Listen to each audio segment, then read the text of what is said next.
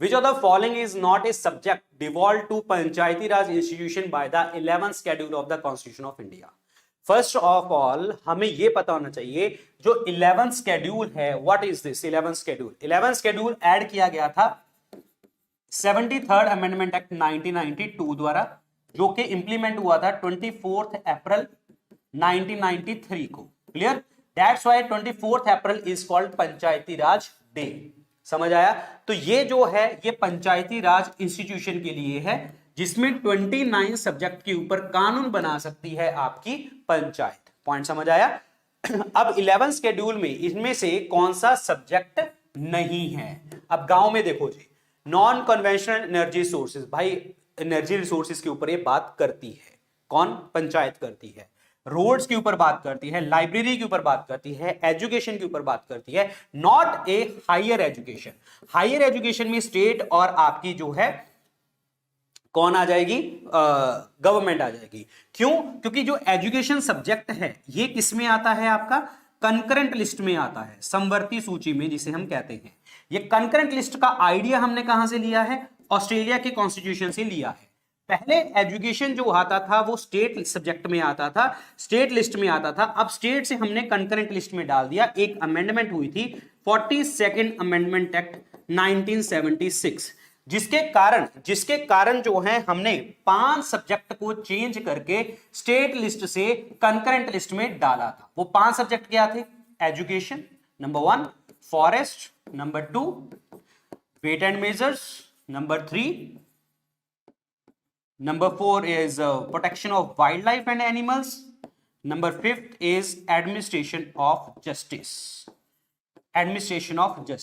Clear? तो ये 5 subject को हमने चेंज किया था यहां पे, और आपको अमेंडमेंट मैंने आपको बताई दी है, that is the 42nd amendment act 1976। और 42nd अमेंडमेंट को हम क्या कहते हैं? मिनी कॉन्स्टिट्यूशन ऑफ इंडिया के नाम से भी जानते हैं। Clear? So answer number C. So here are the ये 27 सब्जेक्ट्स हैं। 27 सब्जेक्ट्स में आप एजुकेशन की बात जब करते हैं तो वो प्राइमरी और सेकेंडरी स्कूल्स की एजुकेशन के ऊपर बात आती है, नॉट द हायर एजुकेशन।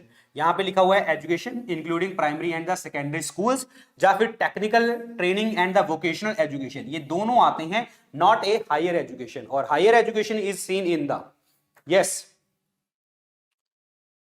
क्योंकि जो आपकी हायर एजुकेशन है वो आपकी स्टेट और उसमें आ जाएगी, दैट इज सेंट्रल गवर्नमेंट में आ जाएगी। क्लियर हो गया तुम्हें? चलिए आगे बढ़ते हैं अगले क्वेश्चन की तरफ।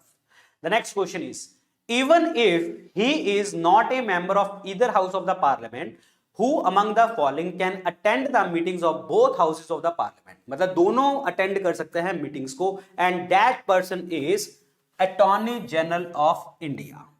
Attorney general of India article number 76 इसमें आता है। ये मेंबर ऑफ पार्लियामेंट नहीं होता, ये होता क्या है? ये है कौन? ये है chief law officer. He is not the law minister, law officer, legal officer, ठीक है? ये गवर्नमेंट को बचाता है, जो रनिंग गवर्नमेंट होती है उसको बचाता है। कहां पे बचाता है? That is in the civil cases में बचाता है। और एक गवर्नमेंट का रिप्रेजेंटेटिव होता है किसी भी कोर्ट में अगर केस चल रहा हो, लेकिन ध्यान रखें ये क्रिमिनल केस में नहीं जाएगा। दैट्स व्हाई पार्लियामेंट में कुछ भी चलता है ये वहां पे जाता है, बैठता है, बोल सकता है, कुछ भी कर सकता है वहां पे लेकिन वोट नहीं कर सकता। वोट क्यों नहीं कर सकता? Because he is not the member of parliament. Point समझ आया? और अटॉर्नी जनरल बनने के लिए सुप्रीम कोर्ट का जज बनने की आपको रिक्वायरमेंट आपको चाहिए होती है। अब सुप्रीम कोर्ट का जज बनने की रिक्वायरमेंट क्या होती है ये सबको पता है। 5 साल हाई कोर्ट के जज का एक्सपीरियंस, ठीक है, और 10 साल जो है आपको एक एडवोकेट का एक्सपीरियंस, ये आपको चाहिए होता है। So this is important one. Clear? याद रखें। और ये जो है अटॉर्नी जनरल जब तक राष्ट्रपति चाहेंगे तब तक ये अपनी सीट के ऊपर बैठे रहेंगे। That is the pleasure of the president. Clear हो गया तुम्हें? Yes, answer number D. CAG जो है आर्टिकल 148 आता है। ये आई एंड ईयर है पब्लिक अकाउंट के। जितने भी पब्लिक अकाउंट्स होते हैं, गवर्नमेंट के अकाउंट्स होते हैं, उनकी ऑडिट करता है, रिपोर्ट करता है, रिपोर्ट देता है पार्लियामेंट को, पार्लियामेंट से जाती है, रिपोर्ट देता है प्रेसिडेंट को, प्रेसिडेंट पार्लियामेंट में देते हैं, पार्लियामेंट में आगे पब्लिक अकाउंट कमेटी के पास वो जाती है। ये पब्लिक अकाउंट कमेटी जो होती है इस रिपोर्ट को आगे पब्लिश कर देती है मार्केट में, और कहते हैं कि कैग ने घोटाला निकाला। अटॉर्नी जनरल का काम करने के लिए उसके सहायक होते हैं, that is a solicitor general of India, ये याद रखना है। वाइस प्रेसिडेंट जो होते हैं वो एक्स ऑफिशियो चेयरमैन होते हैं राज्यसभा के। एक्स ऑफिशियो मतलब कि ये राज्यसभा का मेंबर नहीं है, बस इनको एक एक्स्ट्रा ऑफिस दे दिया गया है। क्लियर हो गया तुम्हें? चलिए जी, answer number D. Next question is जी, क्वेश्चन देखिए जी क्या कहता है, which of the following was considered by the cabinet mission plan for India. Cabinet mission plan जो है भारत देश में कब आया था? 1946 में। लेकिन अगर आपसे पूछा जाए एग्जैक्ट डेट्स पूछी जाए कि एग्जैक्ट डेट्स कब थी, दैट इज 24 मार्च 1946। इन्होंने रिपोर्ट दी थी 16 मई 1946 को। इस रिपोर्ट को हमने माना था, जिसके अकॉर्डिंग हमारी कॉन्स्टिट्यूशन असेंबली बैठी थी 9 दिसंबर 1946 को। पॉइंट समझ आया तुम्हें? और हमारा संविधान बनना तैयार स्टार्ट हो चुका था यहां पे। क्लियर हो गया तुम्हें जी? क्लियर हो गया तुम्हें? यस। अब बात यह है, इसमें 3 लोग थे, Pethick Lawrence, Stafford Cripps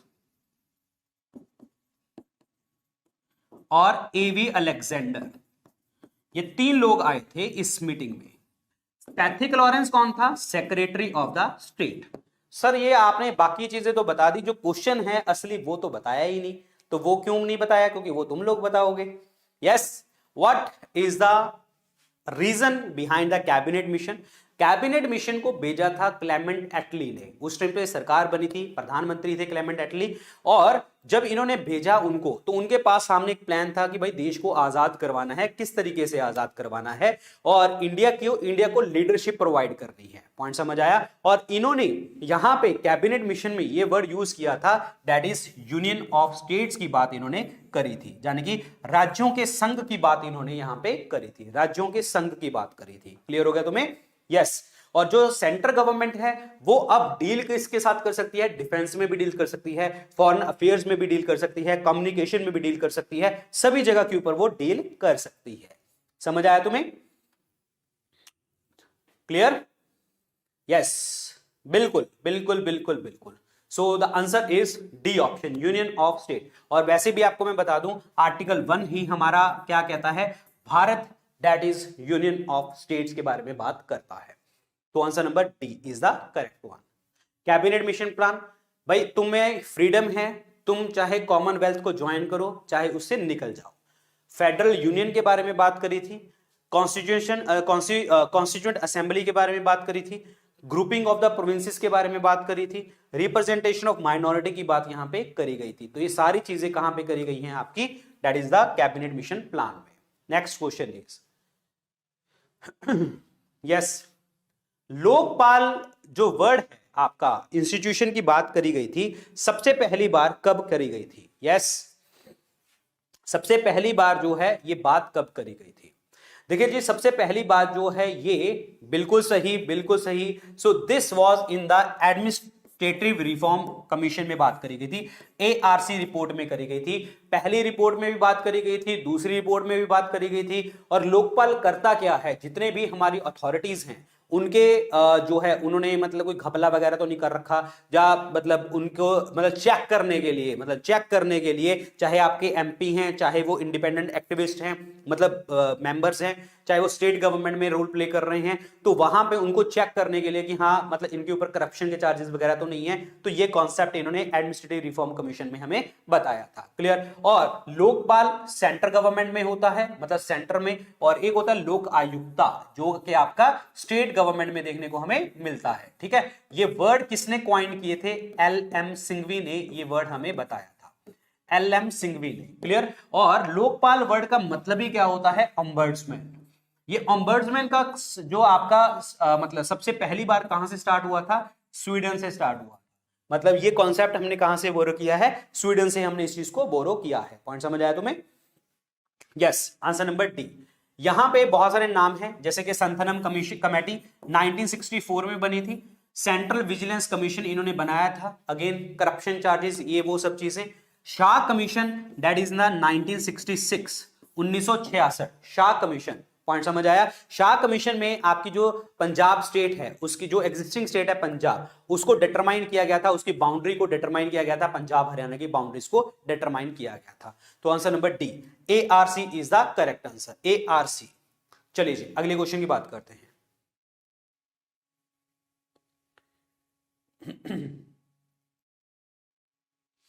yes अगला क्वेश्चन देखिए जी, इनमें से कौन सा जो पेयर है वो है आपका इनकरेक्ट।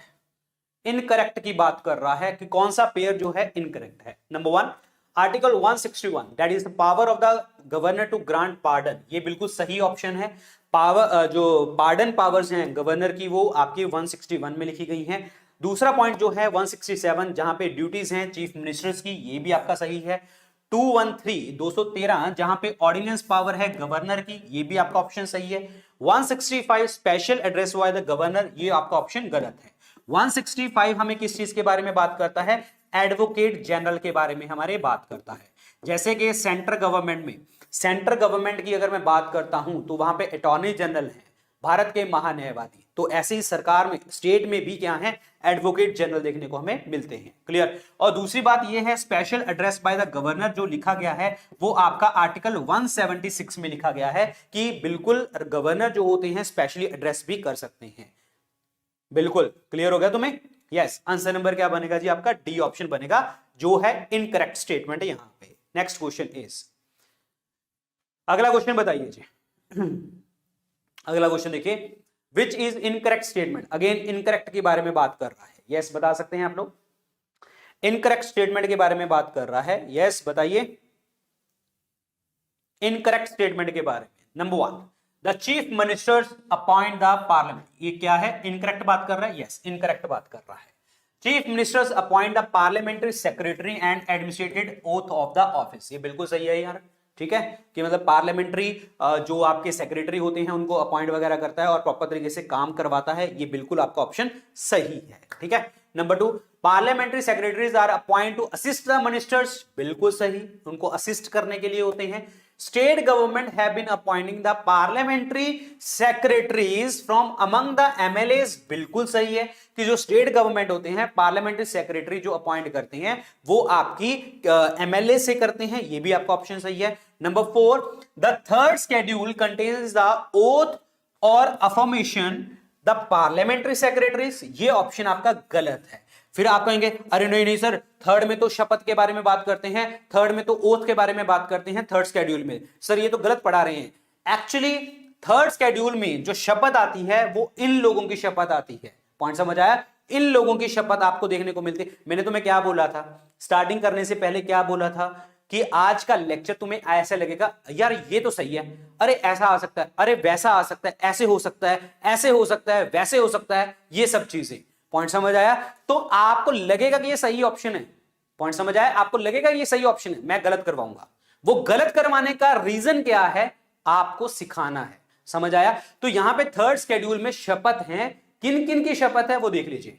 यूनियन मिनिस्टर्स की, पार्लियामेंट इलेक्शन कैंडिडेट्स की, एमपीज की, सुप्रीम कोर्ट जजेस की, कैग की, स्टेट मिनिस्टर्स की, जो आपके लेजिस्लेचर में आते हैं स्टेट के वो, और हाई कोर्ट के जजेस, इन सब की सैलरी देखने को हमें यहाँ पे, सॉरी शपथ देखने को हमें मिलती है। यहाँ पे प्रेसिडेंट की भी शपथ नहीं है, यहाँ पे वाइस प्रेसिडेंट की शपथ भी नहीं है। ध्यान से देखो इसमें, पॉइंट समझ आया। इसमें ना तो प्रेसिडेंट, फिर आप ऐसे मत कहना कि सर प्रेसिडेंट की शपथ तीसरे शेड्यूल में लिखी हुई है। समझ आया तुम्हें।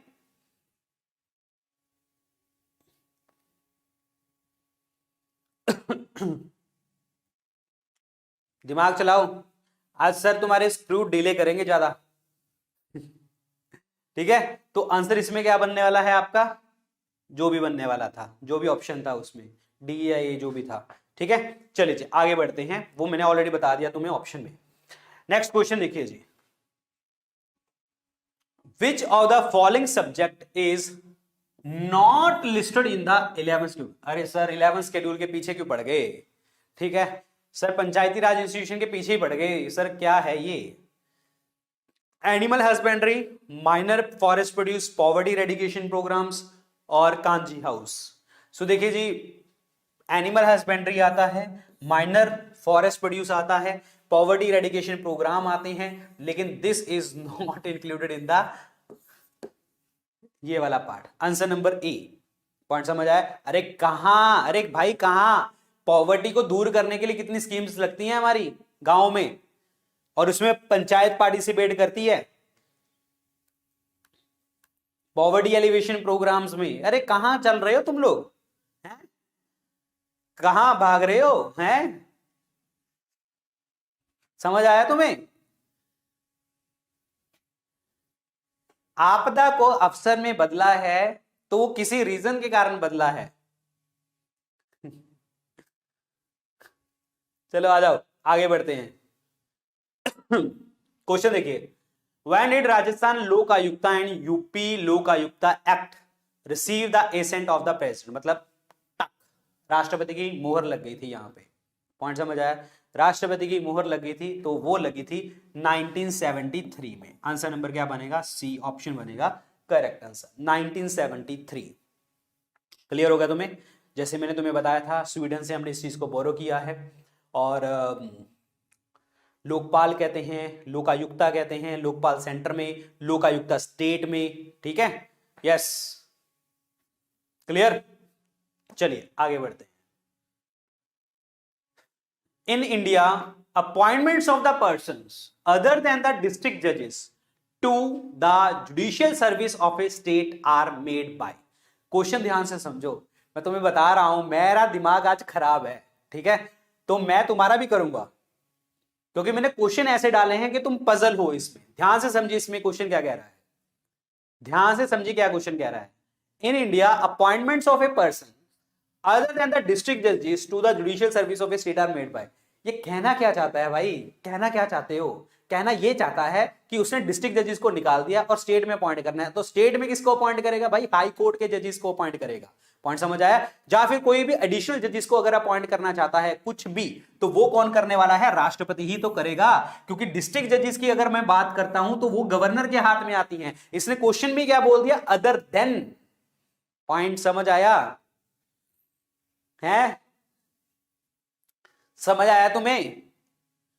पेपर में तुम्हें यही क्वेश्चन ऐसे फटाफट फटाफट टिक टिक टिक तो करते रहते हो और गलत हो जाते हैं वहां पे, क्योंकि राष्ट्रपति अपॉइंट करते हैं। आर्टिकल 224 द्वारा इनको अपॉइंट किया जाता है। इसमें पूछा क्या है? अदर देन डिस्ट्रिक्ट जजेस इन द स्टेट। अरे जो इन द स्टेट की अगर मैं बात करता हूं तो डिस्ट्रिक्ट जजेस के बाद कौन रह गया पीछे? बस स्टेट वाली तो रह गई, हाई कोर्ट।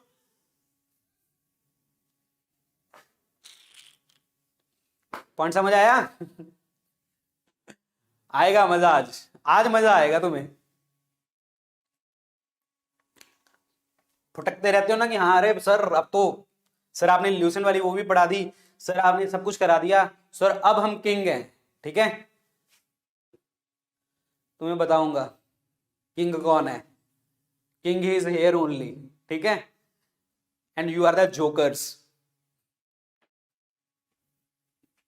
नहीं यार ऐसा भी नहीं है, ऑब्वियसली बात है, ये मेरे प्यादे मेरे जोकर्स कभी कभी भारी पड़ जाते हैं, काफी चीजों में आंसर मुझे बताते हैं।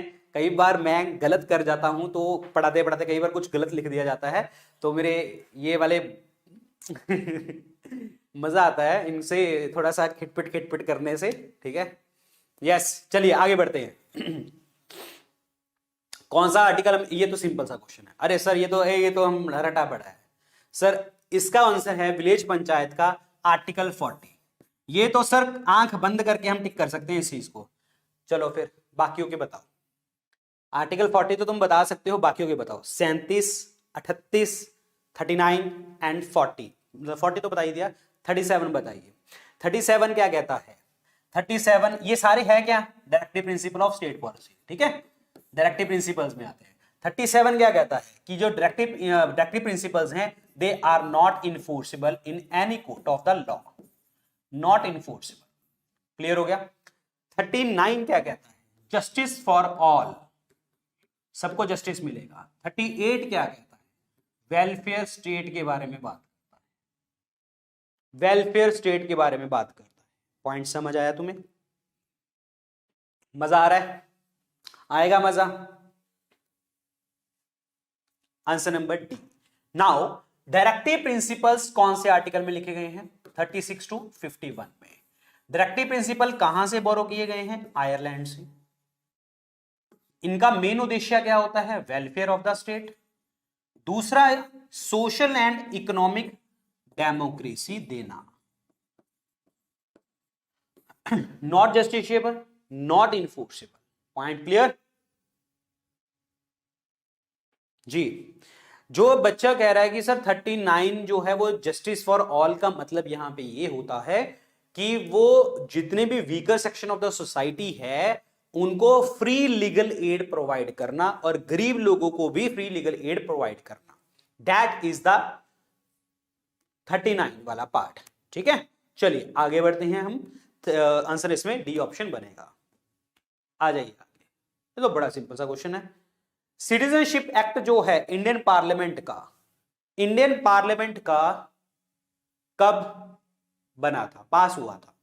सो सिटीजनशिप जो है ये आपको सबको पता है, सिटीजनशिप एक्ट 1955। सिटीजनशिप हमने कहां से बोरो किया है कॉन्सेप्ट? ब्रिटेन से, यूके। आर्टिकल नंबर 5 से 11 तक आते हैं। हमारे भारत देश में सिंगल सिटीजनशिप की बात आती है। सिटीजनशिप कौन सी मिनिस्ट्री में आता है? मिनिस्ट्री ऑफ होम अफेयर्स में देखने को हमें मिलता है, मिनिस्ट्री ऑफ होम अफेयर्स में। This is important one. Clear हो गया तुम्हें? दिस इज कॉन्सेप्चुअल चीजें। और सिटीजनशिप कैसे ले सकते हैं? ब्रांड वर्ड मैंने आपको बताया था। कहां से ले सकते हैं? ब्रांड वर्ड से। By birth, by registration, acquisition, naturalisation, descent, ये आपके पॉइंट्स हैं जैसे जैसे हम सिटीजनशिप ले सकते हैं। सिटीजनशिप खोई कैसे जा सकती है? भाई तुम खुद छोड़ दो, जब तुमने किसी देश की सिटीजनशिप ले ली वो कर सकते हो, या फिर कोई क्रिमिनल एक्टिविटी में इन्वॉल्व हो जहां पे देश की सुरक्षा की बात आ रही है, सिक्योरिटी की बात आती है। सो तीन मेथड्स हैं, वॉलंटरी मेथड, रिनंसिएशन, डेप्रिवेशन। तीन मेथड से हम छोड़ सकते हैं। क्लियर? चलिए जी, answer number A, citizenship act 1955। Next question is the constitution of India was adopted. कुछ जो क्वेश्चन सिंपल से मैं फटाफट उसको भगाऊंगा। ठीक है, फटाफट हम उसको भगाएंगे जो सिंपल क्वेश्चन है जहां पे कोई डिटेल ज्यादा नहीं है। सो कॉन्स्टिट्यूशन ऑफ इंडिया को अडॉप्ट कब किया गया था? 26 नवंबर 1949 को। दैट्स व्हाई 26 नवंबर को हम क्या कहते हैं? कॉन्स्टिट्यूशन डे के नाम से हम इसको जानते हैं। और इन्फोर्स लागू कब किया गया था? 26 जनवरी को लागू किया गया था।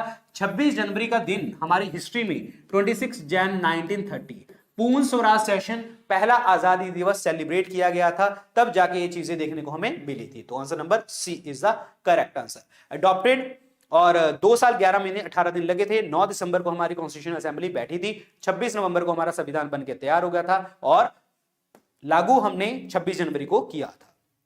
Next question is basic question है ये। यस, इंडियन पार्लियामेंट जो है वो किस चीज से बनी हुई है? इंडियन पार्लियामेंट जो है वो 3 चीजों से बनी हुई है, राष्ट्रपति, लोकसभा एंड राज्यसभा। राज्यसभा का आर्टिकल नंबर 80 है और लोकसभा का आर्टिकल नंबर 81 है, प्रेसिडेंट का आर्टिकल नंबर 52 है, पार्लियामेंट का आर्टिकल नंबर 79 है। और लोकसभा और राज्यसभा 2 सदन है हमारे, जिन्हें हम क्या कहते हैं? बाई कैमरल लेजिस्लेचर के नाम से हम इसको जानते हैं। 2 सदन बाई कैमरल लेजिस्लेचर के नाम से इसको जानते हैं।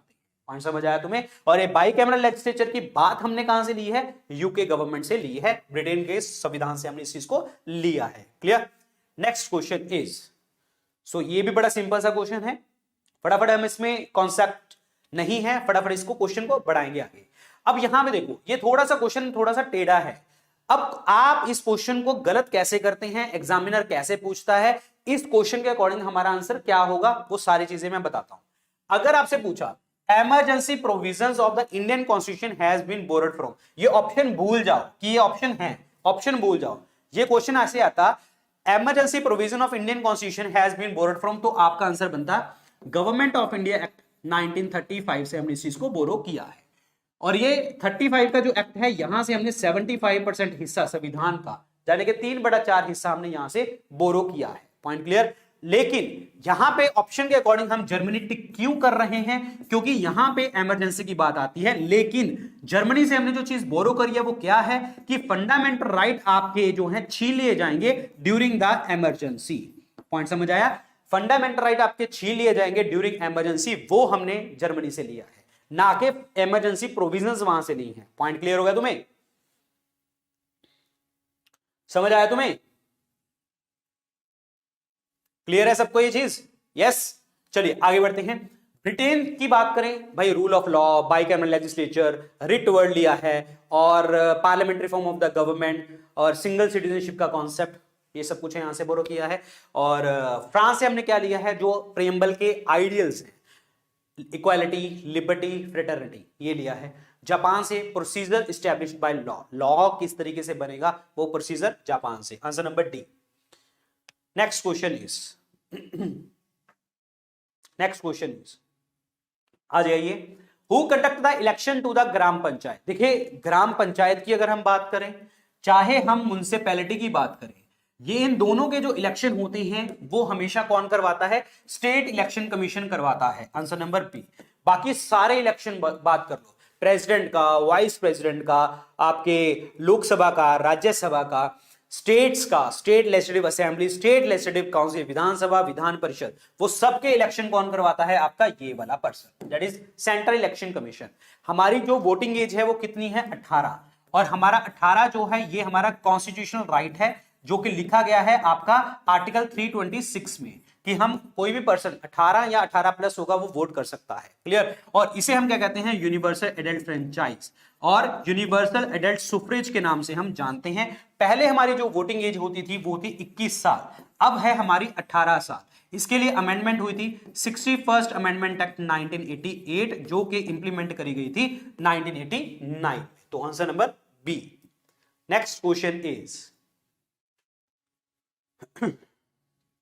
ये तो बता दोगे, ये तो सारे बता दोगे, तुम्हें रटवाए थे मैंने अच्छे खासे टिप्स पे ऐसे सारे, ठीक है। अब बात करते हैं यहां पे, which article of the Indian constitution deals with the citizenship, ये आपको बता दिया था 5 से नंबर 11 तक। आंसर नंबर ए। आर्टिकल 18 क्या है, आप अपने नाम के आगे, नाम के पीछे टाइटल्स नहीं लगा सकते। 15 क्या कहता है भाई, डिस्क्रिमिनेशन नहीं कर सकते आप किसी पर्सन के साथ, डिस्क्रिमिनेशन। क्लियर? आपने वो मूवी देखी होगी आयुष्मान खुराना की आर्टिकल 15, तो उसमें डिस्क्रिमिनेशन की बात आती है on the ground of religion, race, caste, sex, birth, ऐसे करके। क्लियर? और आर्टिकल 23 क्या कहता है, आर्टिकल 23 क्या कहता है कि हम जबरदस्ती किसी से भीख नहीं मंगवा सकते, फोर्सफुल लेबर नहीं करवा सकते, ये चीजें हमारी यहां पे आते हैं। और ह्यूमन ट्रैफिकिंग, बंदे को सेल परचेज करना, ये चीजें नहीं कर सकते। दो this is in the 23। Answer number A. Article 5 समझ आ रहा है तुम्हें, समझ आ रहा है तुम्हें ये चीजें?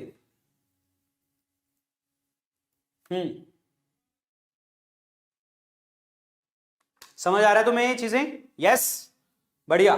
Next question is, so fundamental duties जो हमारे संविधान में ऐड करी गई थी वो हमने कैसे ऐड करी थी? फंडामेंटल ड्यूटीज का जो प्रावधान है वो यूएसएसआर, रशिया से हमने बोरो किया है। स्वर्ण सिंह कमेटी की रिकमेंडेशन से ऐड हुई थी। 42nd अमेंडमेंट एक्ट 1976 के अकॉर्डिंग, जिन्हें हम मिनी कॉन्स्टिट्यूशन ऑफ इंडिया कहते हैं, उसके अकॉर्डिंग हमने 10 फंडामेंटल ड्यूटी ऐड करी थी। 11th फंडामेंटल ड्यूटी हमने जब कब ऐड करी थी, वो 86 अमेंडमेंट एक्ट 2002 के अकॉर्डिंग ऐड करी थी, जिसमें पेरेंट्स की ड्यूटी होती है बच्चों को पढ़ाना। क्लियर? तो ये आपके टोटल 11 थी, तो पहली बार हमने 42nd अमेंडमेंट एक्ट 1976 के अकॉर्डिंग ऐड करी थी। क्लियर? फर्स्ट अमेंडमेंट एक्ट किसके बारे में बात करता है? जमींदारी प्रथा के बारे में बात करता है, लैंड रिफॉर्म्स के बारे में बात करता है कि हां लैंड रिफॉर्म्स आपके आए थे। पॉइंट समझ आया? So this is important one. Answer number C, that is 42nd amendment act is the correct answer.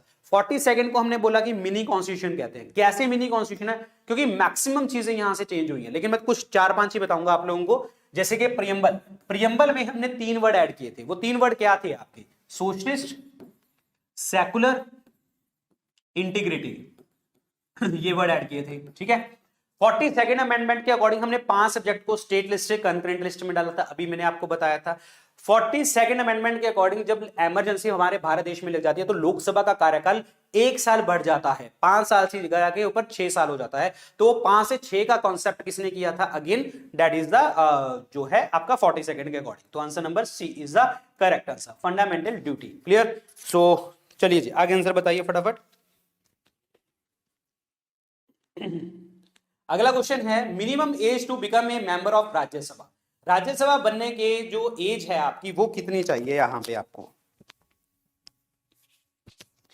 Rajya Sabha का मेंबर बनने के लिए जो एज है वो आपको कितनी चाहिए? यहां पे फटाफट बताइए।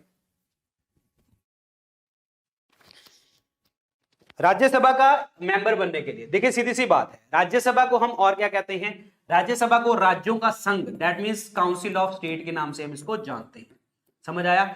और प्लस इसको परमानेंट हाउस भी कहते हैं, प्लस एल्डर्स हाउस भी कहते हैं। इसका मेंबर बनने के लिए जो आपको एज चाहिए होती है वो चाहिए आपको 30th एज, 30 साल आपको एज चाहिए। सिटीजन ऑफ इंडिया होना चाहिए, ठीक है, भारत का नागरिक, ऑफिस ऑफ प्रॉफिट नहीं होना चाहिए, अनसाउंड माइंड नहीं होना चाहिए, इंसॉल्वेंट वगैरह नहीं होना चाहिए। तो answer number D is the correct answer. ये एज है, याद कर लीजिए। राष्ट्रपति उपराष्ट्रपति की 35 प्लस गवर्नर की भी 35 होती है, और प्राइम मिनिस्टर की बनने के लिए 25 चाहिए, राज्यसभा का मेंबर 30, लोकसभा का 25, गवर्नर के लिए 35, असेंबली का 25 और काउंसिल का 30 और पंचायत के लिए इलेक्शन लड़ने के लिए 21। तो ये तो कितनी बार मैंने आप लोगों को बता रखा है ये चीजें, ठीक है। यस, आगे बात करते हैं। Next question is retirement age बतानी है हाई कोर्ट जजेस की कितनी होती है। हाई कोर्ट जजेस की जो रिटायरमेंट एज होती है वो क्या होती है? Yes anyone?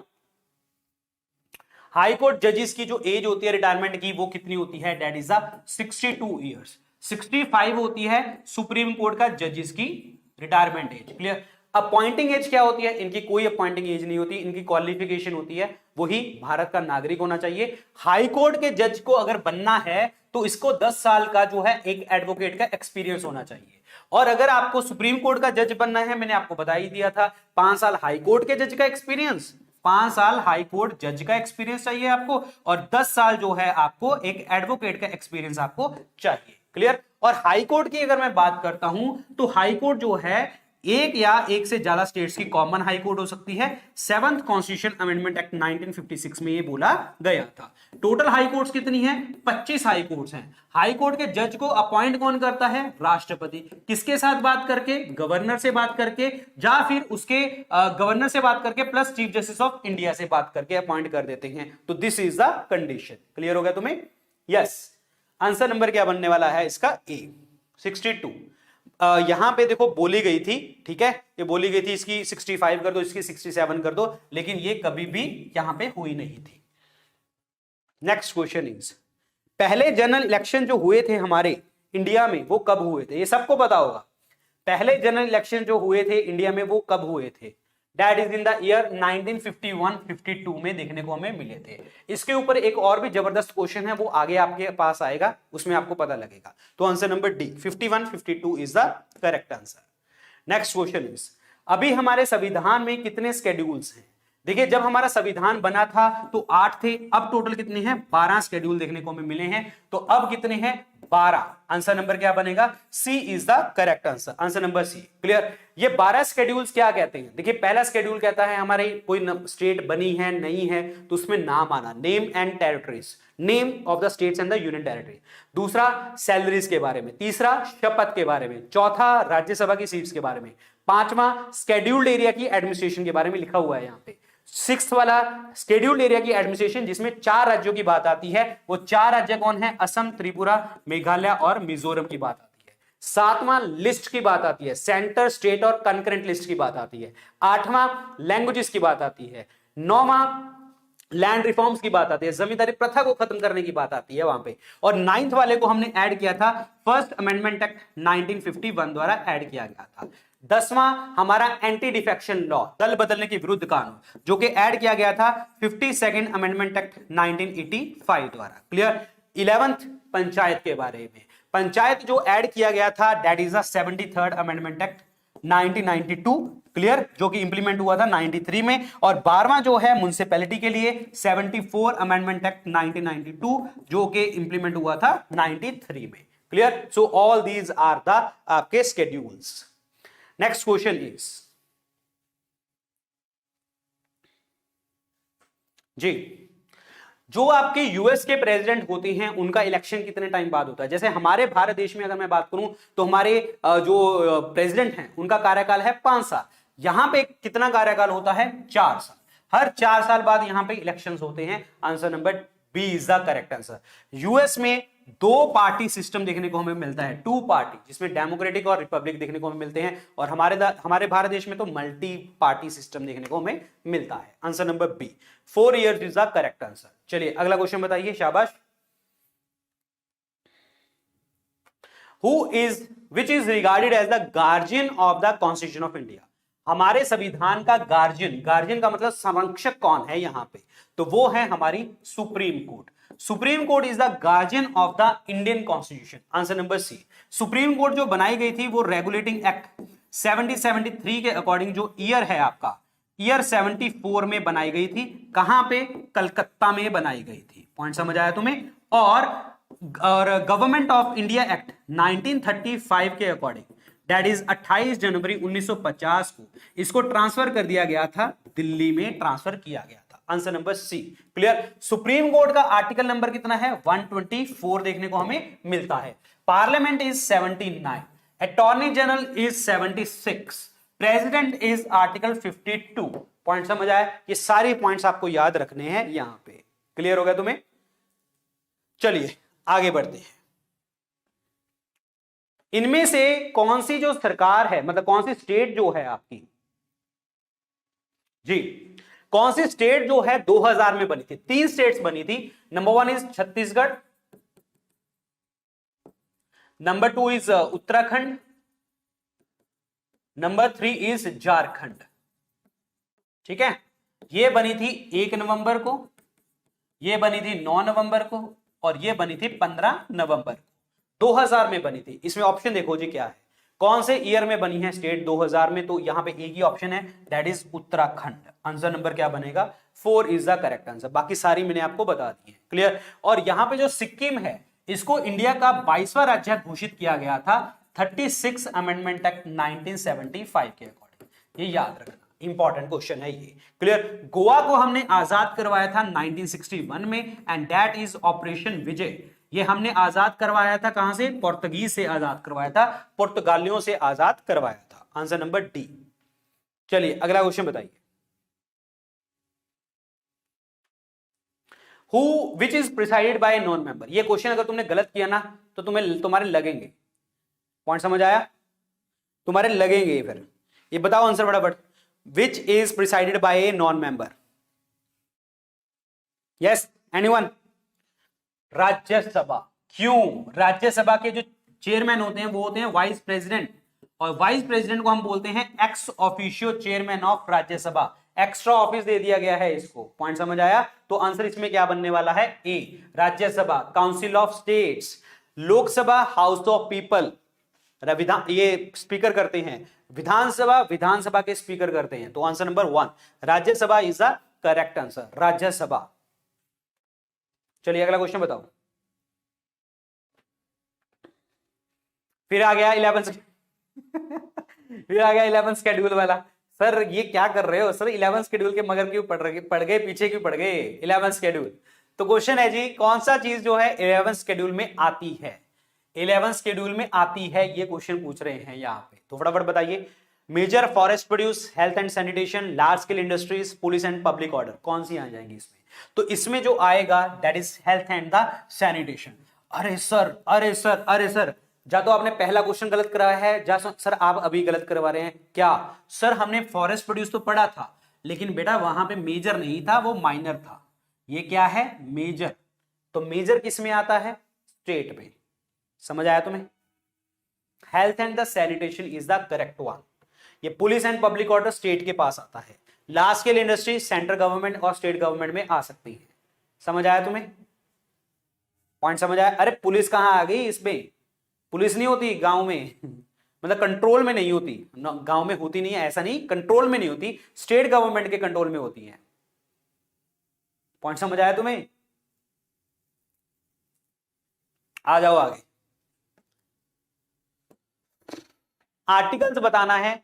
Employment of children in the factories, कि हम नहीं दे सकते। कोई भी पर्सन है और मतलब 18 साल से अगर आप नीचे जा रहे हैं तो नहीं फैक्ट्री में भेज सकते। 14 से 18 को नॉर्मल काम में घर पे लगा सकते हैं और उसमें भी कोई डेंजर ना हो। तो that is the article 24। Answer number 4। 21 is right to life. ठीक है। और 17 is abolition of untouchability. Untouchability मतलब जो है आप छुआछूत के विरुद्ध अधिकार की बात करते हैं। 31 is validation of certain act, कि कुछ एक्ट्स को आपने जो है यहां पे लगाना है, वैलिडेट करना है यहां पे, ठीक है। यस, कोई ऐसे लॉज जो आपकी एक्विजिशन को बात करेंगे, स्टेट्स की एक्विजिशन के बारे में बात करेंगे, डायरेक्टिव प्रिंसिपल्स के बारे में बात करेंगे। पॉइंट क्लियर हो गया तुम्हें? Yes, answer number D 24 is the correct answer, fourth option. Next question is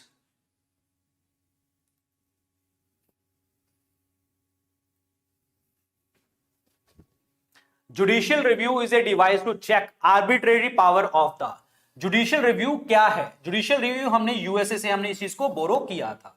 judicial review जो होता है वो ये होता है कि उस कानून की कॉन्स्टिट्यूशनैलिटी है या नहीं है, वो कॉन्स्टिट्यूशनल है या अनकॉन्स्टिट्यूशनल है, वो संवैधानिक है या असंवैधानिक है, ये हमें बताता है। तो किस चीज की पावर को चेक करता है? Arbitrary power of the executive. Executive ये एक डिवाइस है ताकि जो है कोई ऐसा ना हो कि एग्जीक्यूटिव ने कानून लगा दिया तो भाई लग गया, ऐसा नहीं होगा। जुडिशियल रिव्यू बैठा है तो जुडिशरी की पावर है ये कि किसके ऊपर चेक रखेगी? एग्जीक्यूटिव के ऊपर। भाई तुम क्यों इंप्लीमेंट कर रहा है यहां पे? पॉइंट समझ आया? लेजिस्लेचर नहीं आएगा बेटा, एग्जीक्यूटिव आएगा। कानून बनाना और लगाना दोनों डिफरेंट चीजें होती हैं, ये हमें चेक करवाएगा एग्जीक्यूटिव के बारे में। पॉइंट समझ आया? Executive. Answer number A is the correct one. चलिए अगला बताइए। The term economic justice in the preamble to the constitution of India is a resolution for.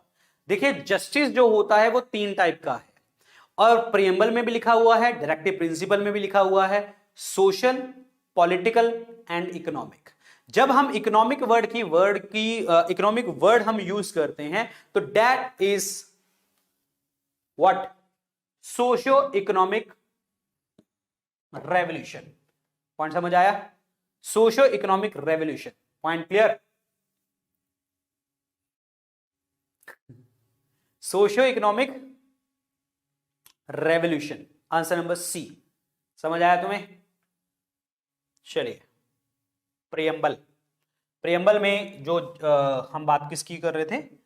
Justice की। तो जस्टिस किस टाइप का है? Social, economic and political. Next question is, अगला बताइए।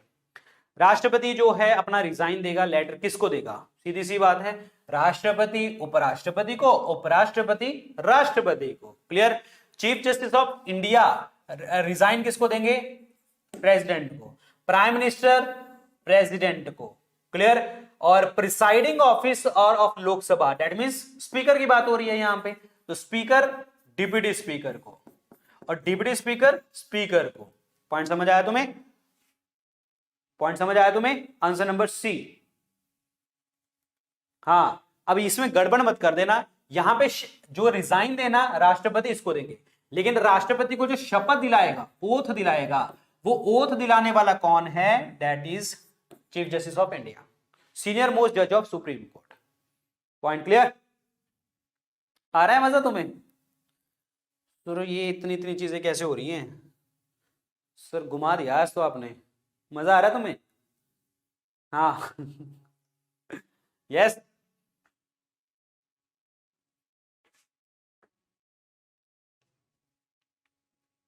ओके सर, थोड़ा slow please. Okay done.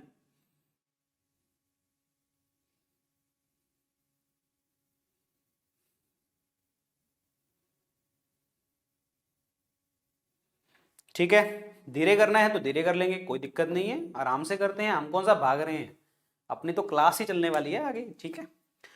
Who rules the state in the event of declaration of emergency under article 356? 356 जो होता है उसे हम स्टेट इमरजेंसी के नाम से भी जानते हैं, उसे हम प्रेसिडेंट रूल के नाम से भी जानते हैं, उसे हम स्टेट तो हो गया कॉन्स्टिट्यूशनल इमरजेंसी के नाम से भी जानते हैं। अब इन वर्ड्स का मतलब क्या है? ये लगेगी एक स्टेट में, ठीक है, that's why state emergency. President rule का मतलब क्या है? Who is the head of the state? That is president. President क्या करते हैं, अपने एक बंदे को स्टेट में अपॉइंट करते हैं जिसे हम कहते हैं governor.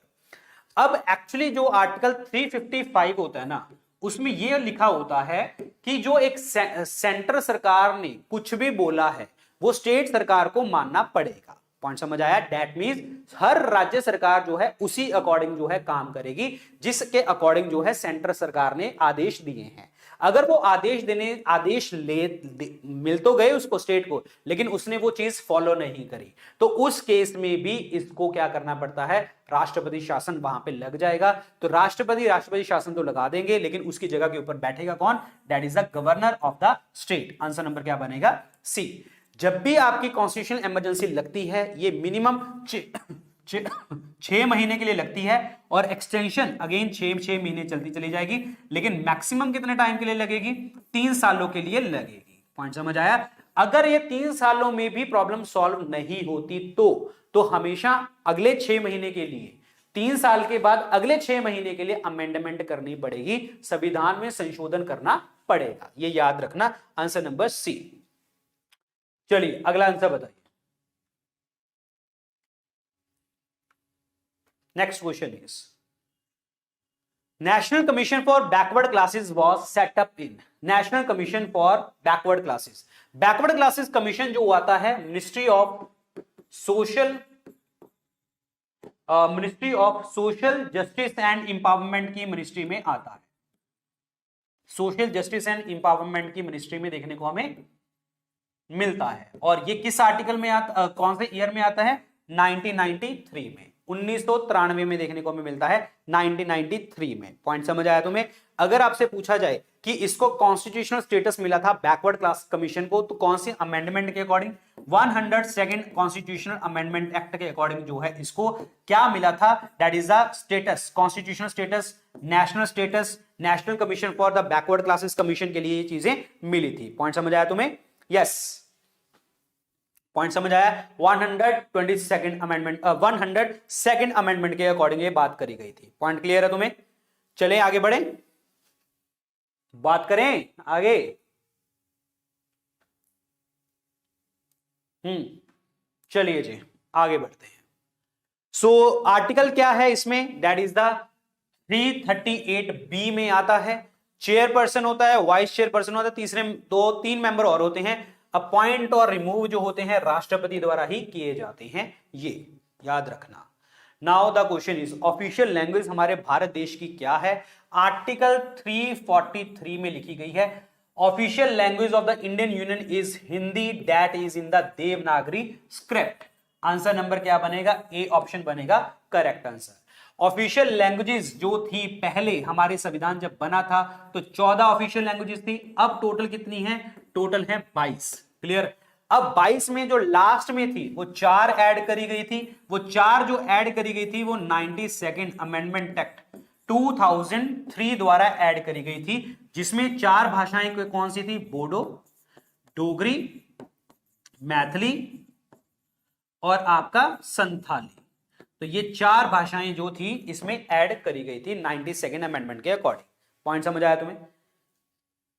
So answer number 1 is the correct answer, Hindi in the Devanagari script, article 343।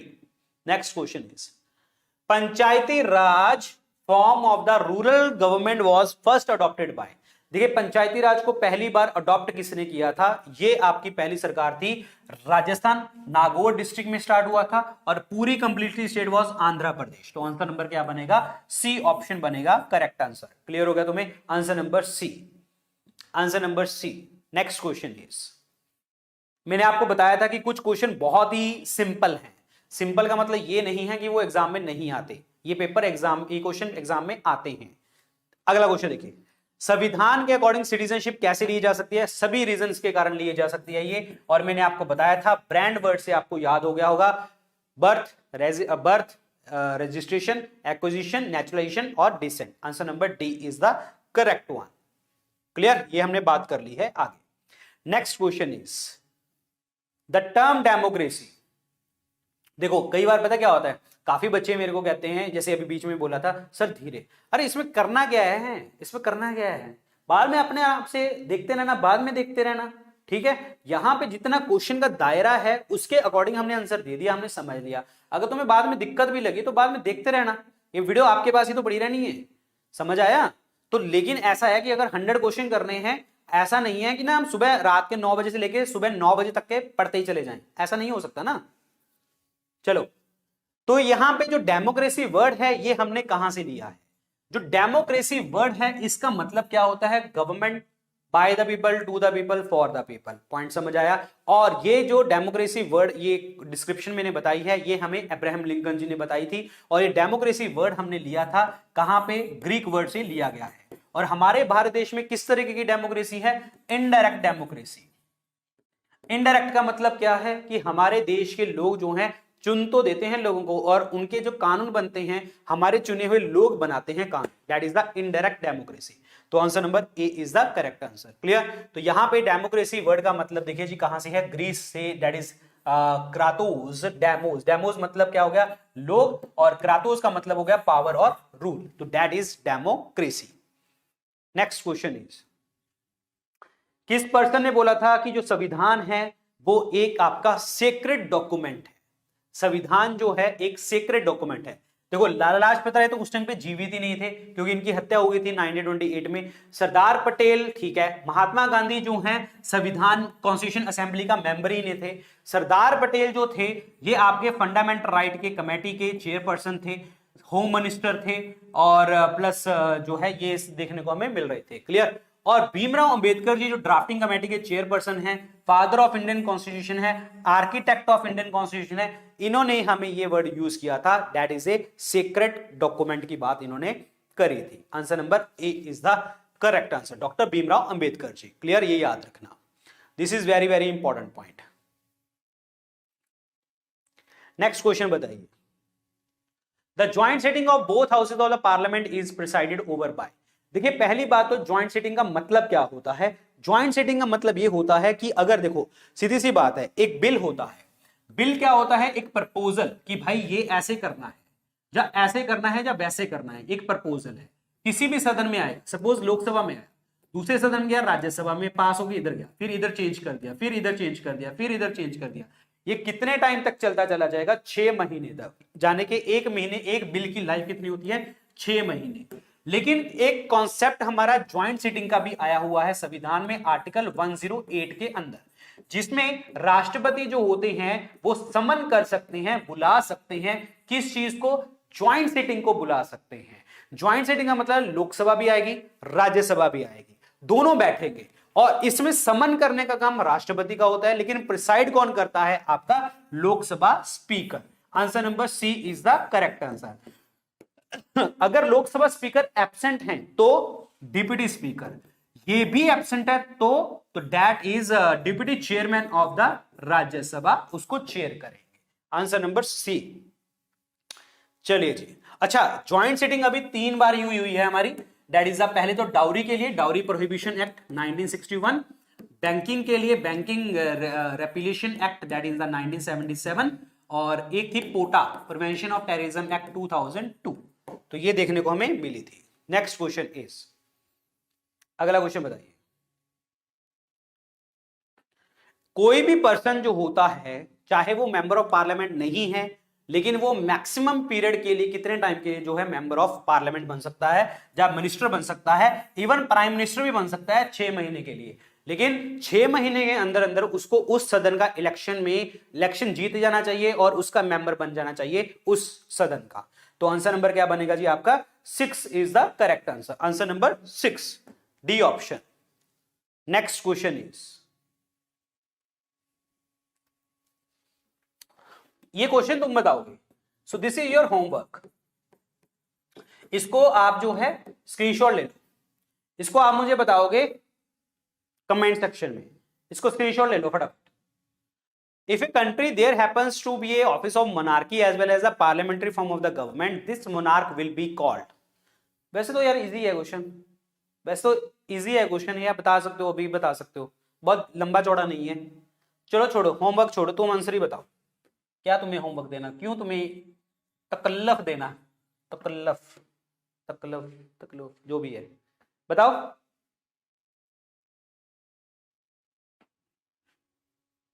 What, ये क्या कह रहा है, parliamentary form of the government है, जैसे हम हैं, मोनार्की भी है, राष्ट्रपति, और इस मोनार्क को क्या कहेंगे हम,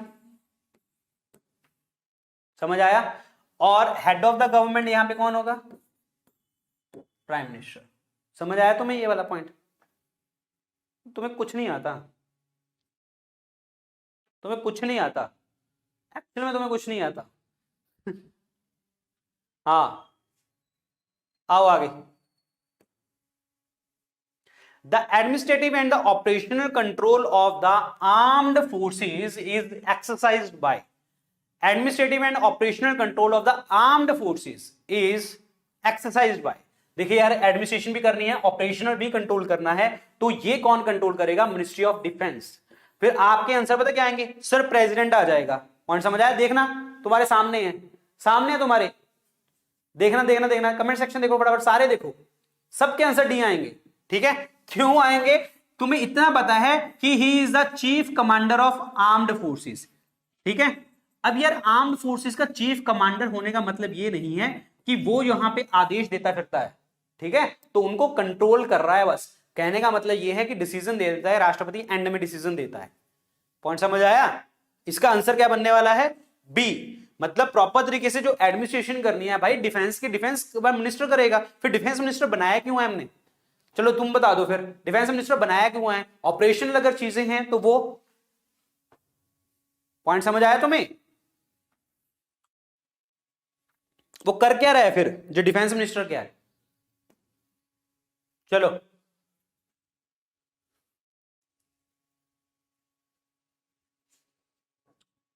what is the position of A minister of a state in the central government. Central government में तीन टाइप के मिनिस्टर होते हैं, कैबिनेट, हाई ऑफिशियल्स, और उसके बाद जो है डिप्टी उसके नीचे आ जाते हैं, फिर आते हैं मिनिस्टर ऑफ स्टेट के। मिनिस्टर ऑफ स्टेट का मतलब ये होता है ये असिस्ट करते हैं, ये असिस्ट करते हैं, किसको असिस्ट करते हैं, कैबिनेट मंत्रियों को असिस्ट करते हैं, कैबिनेट मिनिस्टर्स को असिस्ट करते हैं। ये पॉइंट समझ आया तुम्हें, कैबिनेट मंत्रियों को असिस्ट करते हैं। और इसके अलावा अलग होते हैं एक इंडिपेंडेंट मिनिस्टर ऑफ स्टेट, जो इनके पास चार्ज होता है, भाई वो अपने तरीके से काम करते हैं, उनकी कोई मिनिस्ट्री नहीं है, कोई बहुत बड़े पैमाने के ऊपर वो बात नहीं चल रही है, या कोई बहुत बड़ी मिनिस्ट्री नहीं हो सकती उस चीज के लिए, तो minister of state independent charge उसको हम दे देते हैं। पॉइंट समझ आया, यस, यहां पे इंडिपेंडेंटली वो कंट्रोल कर सकता है। नाउ व्हाट इज दिस, ये क्या होगा, मिनिस्टर ऑफ स्टेट क्या होगा, so he is a minister of the central government but not a member of the cabinet. वो कैबिनेट का मेंबर नहीं होगा, वो असिस्ट कर रहा है, उसको हेल्प कर रहा है कैबिनेट मंत्री को, तो इसका आंसर क्या बनेगा आपका ए। पॉइंट समझ आया, answer number A is the correct one, answer number A, yes. Next question is, अब यहां पे क्वेश्चन देखो, who of the following is directly responsible to a parliament of all the matter concerning the defense services of India। तो obviously बात है यार, जितनी भी डिफेंस सर्विसेज की बात आएगी तो उसमें रक्षा मंत्री उसका जवाब देंगे, ना कि राष्ट्रपति जवाब देंगे। पॉइंट समझ आया तुम्हें, तो आंसर इसमें क्या बनेगा, defence minister is the correct answer, 35 का डी ऑप्शन बनेगा, सी ऑप्शन बनेगा करेक्ट आंसर। चलिए अगला क्वेश्चन बताइए, राष्ट्रपति जो होते हैं वो कितनी बार इलेक्शन लड़ सकते हैं। राष्ट्रपति का कार्यकाल कितना होता है, 5 साल, ये कितनी मर्जी बार इलेक्शन लड़े, इनकी मर्जी, any number of times, any number of times. Point समझ आया जी, any number of times. Next question is, who among the following has the power to form a new state within the union of India. भाई new state बनानी है तो किसके पास power होती है अल्टीमेटली, देखिए सीधी सी बात है, अगर नई सरकार बनानी, नई स्टेट बनानी है तो पार्लियामेंट पास करती है सारे बिल वगैरह, लेकिन एक्चुअल में पावर किसके पास होती है, राष्ट्रपति के पास। That means the president of India के पास वो पावर होती है। और जब नई स्टेट बनाने की बात आती है, आर्टिकल 3 में उसके बारे में वर्णन किया गया है। और कौन सी मेजोरिटी से बिल पास होता है आपका, सिंपल मेजोरिटी से, दैट मींस साधारण बहुमत से बिल पास होता है, ये याद रखना। अब ये सिंपल मेजोरिटी क्या है, दैट इज 50% + 1। पॉइंट समझ आया, ये याद रखना, this is important one, answer number B, president is the correct answer. President यहां से यहां से कम आगे जाके 20-25 क्वेश्चन, इतने जबरदस्त क्वेश्चन है, एनसीईआरटी बेस्ड क्वेश्चन मैंने इसमें तैयार किए थे। यहां से सीधा 20-30 क्वेश्चन सीधे, ठीक है। और वो क्वेश्चन ये वाले हैं, दिमाग वाले, ठीक है। चलो देखते हैं क्या है। According to the census of India 2011, which of the following religion has the least share in the total population of India. मतलब भाई कौन से धर्म की लीस्ट शेयर है टोटल पॉपुलेशन में? सीधी सी बात है, that is Jainism. Answer number B. सबसे ज्यादा हिंदू हैं, देन मुस्लिम्स हैं, देन क्रिश्चियंस हैं, देन सिख हैं, देन बुद्धिस्ट हैं, और लास्ट में आते हैं जैन धर्म के लोग। तो जैन धर्म सबसे कम लोग हैं हमारे इंडिया में। नेक्स्ट क्वेश्चन इज, अगर राष्ट्रपति का ऑफिस वेकेंट रह जाता है तो अगला राष्ट्रपति कितने टाइम में आएगा? सीधी सी बात है, जब राष्ट्रपति का ऑफिस वेकेंट रहेगा तो वाइस प्रेसिडेंट सीट के ऊपर बैठेंगे एज ए राष्ट्रपति। वाइस प्रेसिडेंट भी एब्सेंट है तो चीफ जस्टिस ऑफ इंडिया, जिन्हें हम सीनियर मोस्ट जज ऑफ सुप्रीम कोर्ट कहते हैं, वो राष्ट्रपति बनेंगे।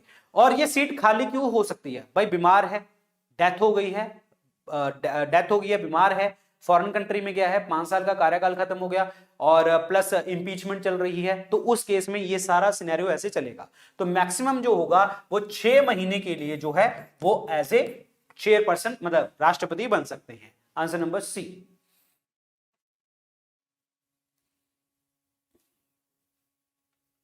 ये क्वेश्चन मैं तुम्हारा गलत करवाऊंगा, ये क्वेश्चन मैं तुम्हारा गलत करवाऊंगा।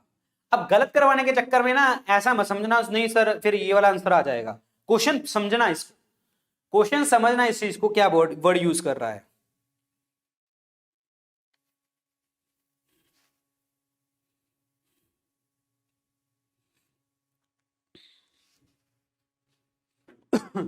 President can proclaim a state of emergency in case of.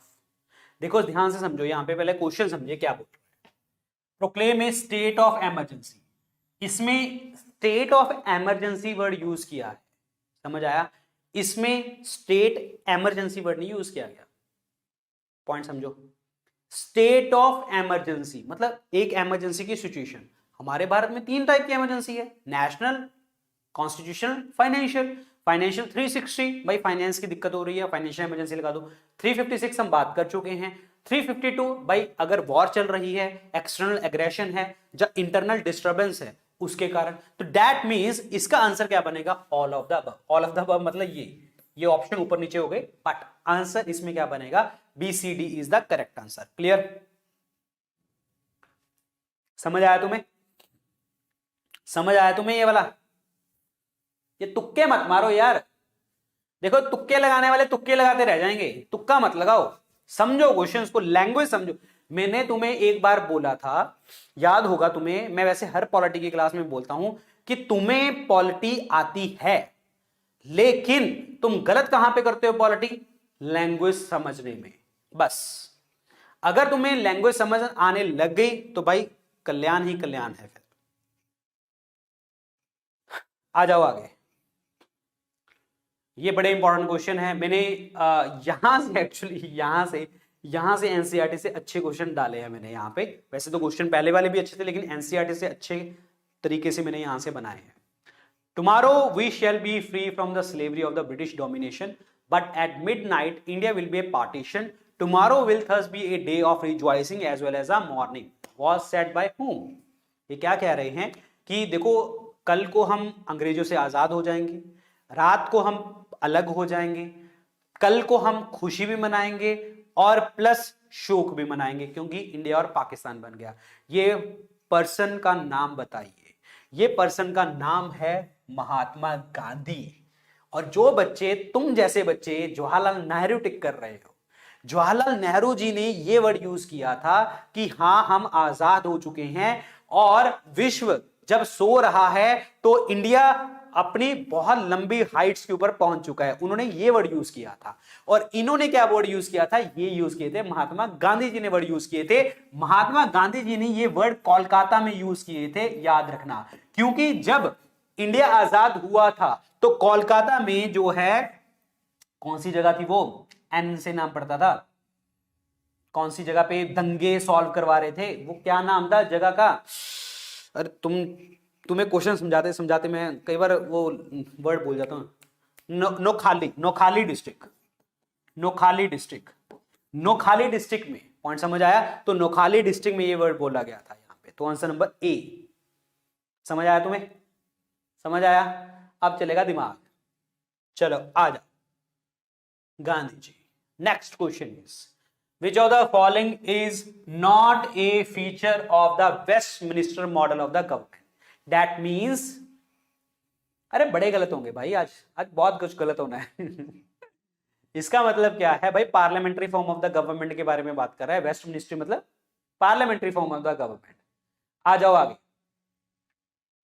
Question number जो है मतलब point number 1, in such a model the president is the de jure executive मतलब डी ज्यूरे मतलब नॉमिनल टाइटल जिसके पास होता है, while the prime minister is the de facto executive जिसे हम रियल कहते हैं। बिल्कुल सही है यार, ये तो फीचर होता है, हमारे देश में भी देखने को मिलता है। A person can not be a minister without being a member of the parliament. ये आपका ऑप्शन सही है। पॉइंट समझ आया? Executive do not hold the right to dissolve the legislature. यार ये कहां से आ जाएगा, मुझे एक चीज बताओ, ये कहां से आ जाएगा भाई? ये डिसॉल्व की बात कर रहा है। डिसॉल्व कौन करता है?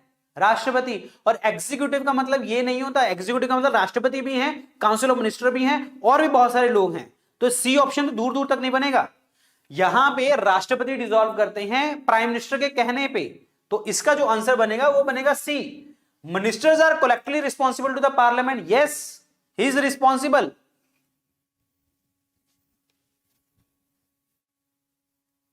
आ जाओ आगे।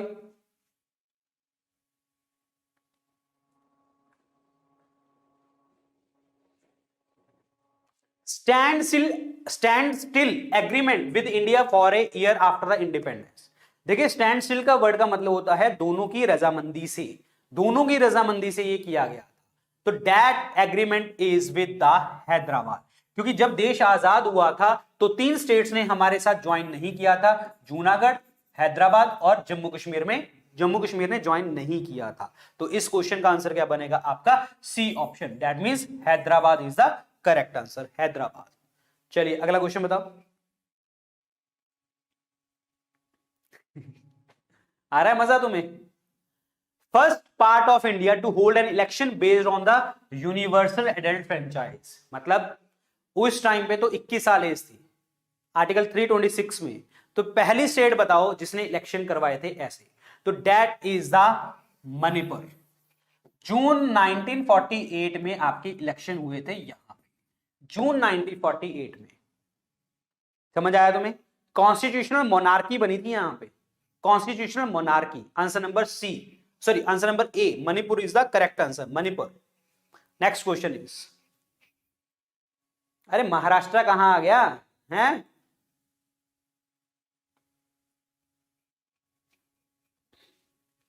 Consider the statements with respect to 1952 general elections के लिए स्टेटमेंट आपको बतानी है। There were on the average more than 4 candidate for each seat. Yes, यहां पे एक कैंडिडेट सीट के ऊपर 4 लोग थे। More than half of the eligible voter turned out to be vote on the day of election. Yes, मतलब चुनाव के दिन आधे से अधिक जो लोग थे मतदान करने के लिए निकल पड़े थे। मतलब ये देखने को मिला था। ये दोनों पॉइंट आपके बिल्कुल सही हैं, तो आंसर इसमें क्या बनेगा? Both of them is the correct one. Answer number C, both of them. ये देखो कतार कितनी लगी पड़ी है, सारे आगे थे इलेक्शन में, हम वोट करेंगे। आंसर नंबर सी। आ जाओ आगे। 1952 के लिए फिर आगे क्वेश्चन है आपका। The socialist party was the second largest party in terms of votes secured after the Congress. बिल्कुल सही है ये, कि इनके पास जो है सेकंड लार्जेस्ट पार्टी बनी थी, जिसने सबसे ज्यादा जो है वोट्स ली थी। इनके पास जो है 45% जो है वोट्स आई थी, जिन्होंने वोट करी है। पॉइंट समझ आया आप लोगों को जी? एक सेकंड को, वन सेकंड। यस, कांग्रेस, ये सोशलिस्ट पार्टी जो है सेकंड लार्जेस्ट पार्टी बनी थी, जिनके पास जो है सेकंड नंबर में वोट्स आई थी। बट इसके पास जो है 10%, जिसे हम क्या कहते हैं, इसका मतलब ये हुआ कि ये जो है 10% से ज्यादा जो है वोट सिक्योर नहीं कर पाई थी। नो डाउट कांग्रेस के बाद सोशलिस्ट पार्टी को वोट मिली थी, बट इसके पास 10% वोट्स नहीं आई थी। क्लियर? और ना ही ये 3% सीटें जीत पाई थी, तभी तो वो नेशनल पार्टी बनती वहां पे, तो ये भी नहीं हुआ था यहां पे। तो पहला पॉइंट आपका बिल्कुल सही है कि इसके पास सोशलिस्ट पार्टी की मतलब सीटें आई थी। Number 2, the CPI was a second in terms of seat one after the Congress. Yes, ये भी सही है। ध्यान से समझो मैंने क्या बोला। सोशलिस्ट पार्टी को देखो, कांग्रेस पार्टी को 45% वोटें डली थी और उसके पास 74 सीटें आई थी। ध्यान से समझो मैंने क्या बोला। 74% सीटें जो हैं कांग्रेस के पास आ गई थी पहले इलेक्शन में। दूसरी बात का हम बात कर रहे हैं कि जब वोट की बात करें, नंबर की बात करते हैं, तो सोशलिस्ट पार्टी को दूसरे नंबर पे वोट पड़ी थी, ठीक है, लेकिन सीटें कम थी, सीटें नहीं आई उनके पास। वोट ज्यादा आ गए लेकिन सीटें नहीं आई। फिर तीसरा स्टेटमेंट ये कहता है कि कांग्रेस पार्टी तो भाई पार्टी मेन बन गई, भाई प्रधानमंत्री वहां के बन रहे हैं, तो ऑपोजिशन सरकार में कौन आया था? ऑपोजिशन में आया था सीपीआई गवर्नमेंट। क्यों? क्योंकि इसके पास सीटें ज्यादा थी। पॉइंट समझ आया तुम्हें? यस, और कम्युनिस्ट पार्टी के पास 16 सीटें आ गई थी, याद रखना। तो इसका मतलब क्या होगा? Answer both. अगला आ जाओ। लिमिटेड गवर्नमेंट किसे कहा जाता है?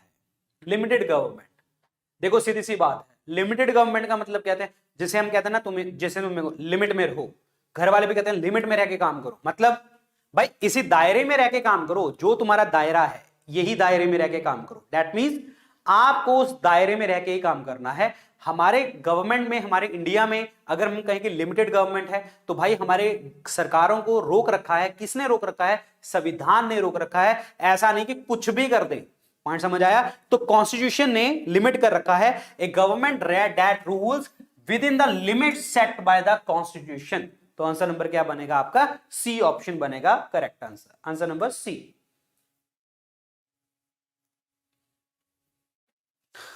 चलिए आगे बात करते हैं। इलेक्टोरल सिस्टम जो भारत देश में फॉलो किए जाते हैं, भारत देश में फॉलो किए जाते हैं। यस,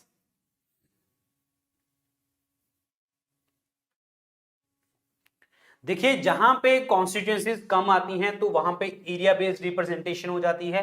प्रोपोर्शनल रिप्रेजेंटेशन आपने देखा होगा राष्ट्रपति वगैरह के केस में, और नॉर्मल हम first pass the post system follow करते हैं इंडिया में। यहां पे clear, Rajya Sabha elections, proportional representation, ये सारे के सारे हम फॉलो करते हैं। Answer number D, that means 1 2 3 is the, सारे करते हैं भाई, सारे करते हैं हमारे भारत देश में। 1 2 3 तीनों के तीनों सारे करते हैं हम। आ जाओ आगे। इनमें से स्टेटमेंट आपको बतानी है करेक्ट कौन सी है। Parliamentary form of the government के लिए president and prime minister both are elected indirectly by the people.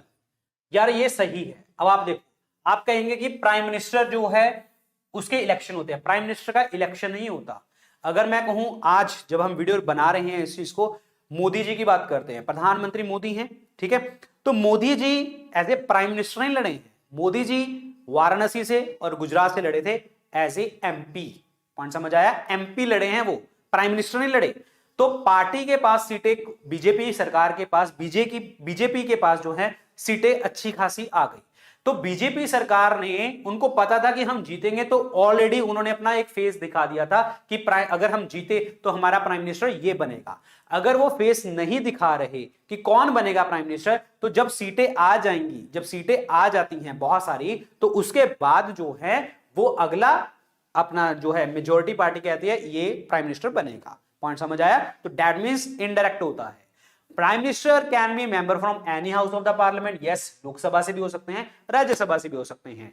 Council of minister जो रिस्पॉन्सिबल हैं वो लोकसभा के लिए हैं, बिल्कुल सही, कलेक्टिवली रिस्पॉन्सिबल। तो आंसर इसमें क्या बनेगा? डी। क्लियर? सो 1 2 3 क्या बनेगा आपका? राइट आंसर बनेगा। 1 2 3 is the right one. Indian parliamentary system. चलिए अगला क्वेश्चन की बात करते हैं।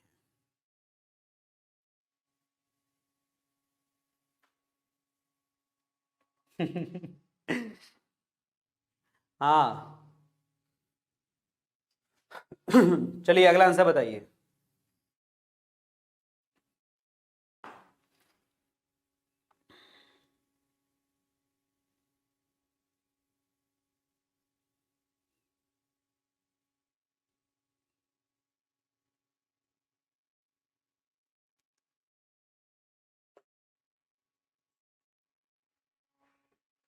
Consider the following statement with reference to the uniqueness of the Indian secularism.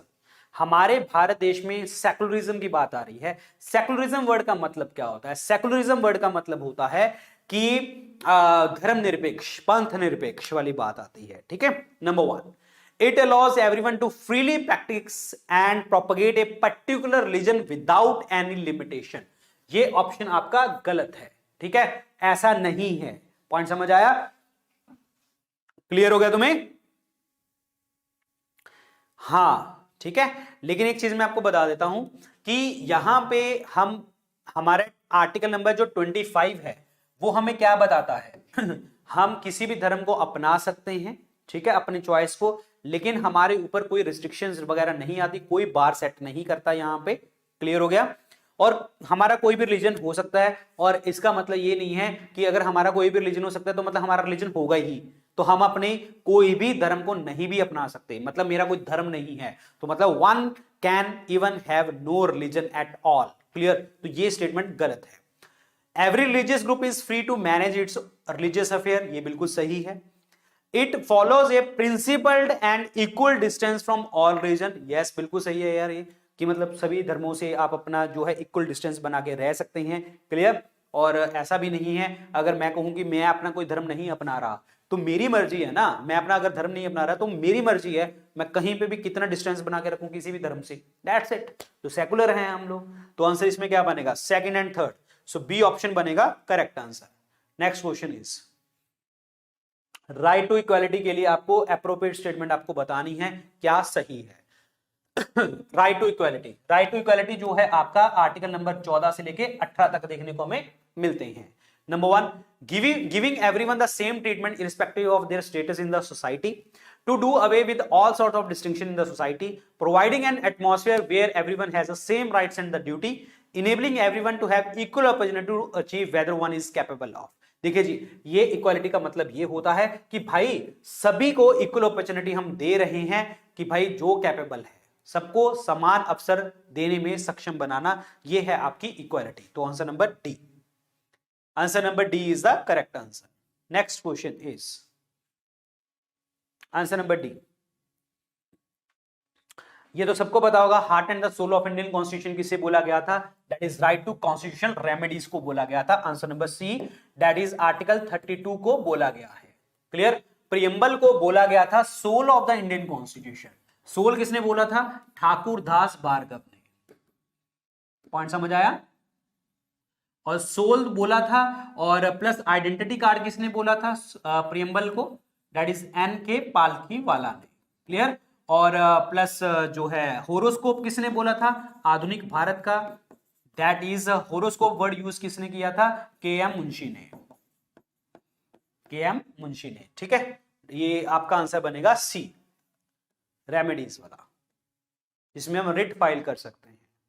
Next question is, pressure group के रिगार्डिंग आपको स्टेटमेंट बतानी है, इसमें कौन सी सही? They do not directly engage in party politics. बिल्कुल यार, ये पार्टी पॉलिटिक्स में नहीं होते, एक्टिवली पार्टिसिपेट नहीं होते।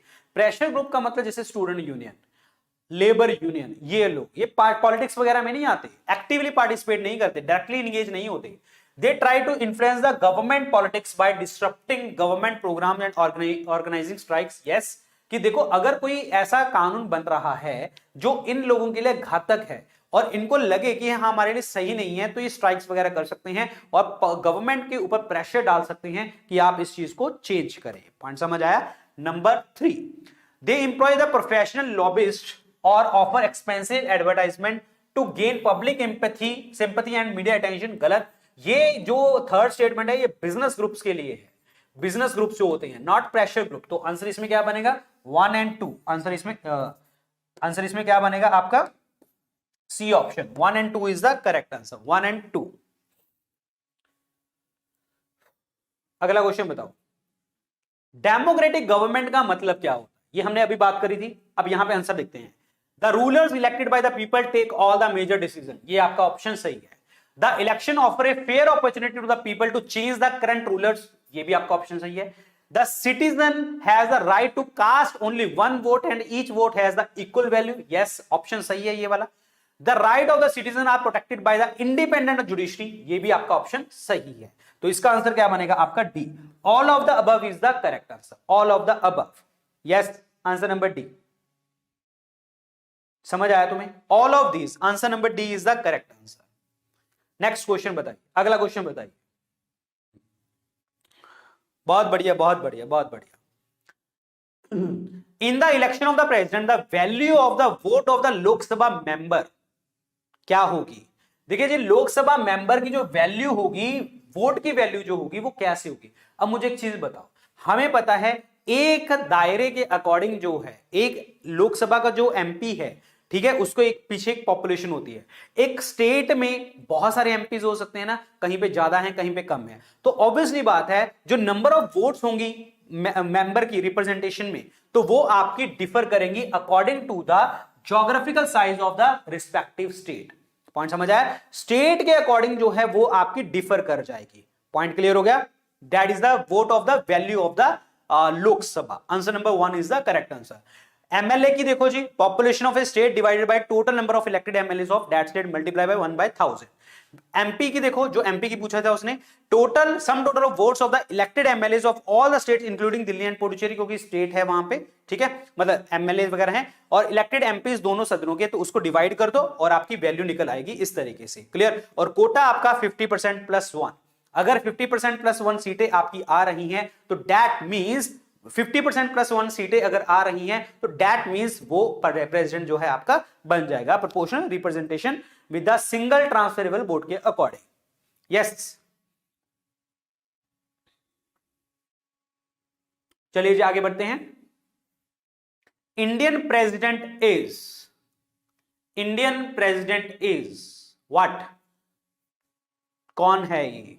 दैट इज टाइटलर, मतलब टाइटल है, टाइटल का प्रेसिडेंट है हमारा एग्जीक्यूटिव, और रियल एग्जीक्यूटिव कौन है? प्राइम मिनिस्टर, मैंने अभी आपको बताया था।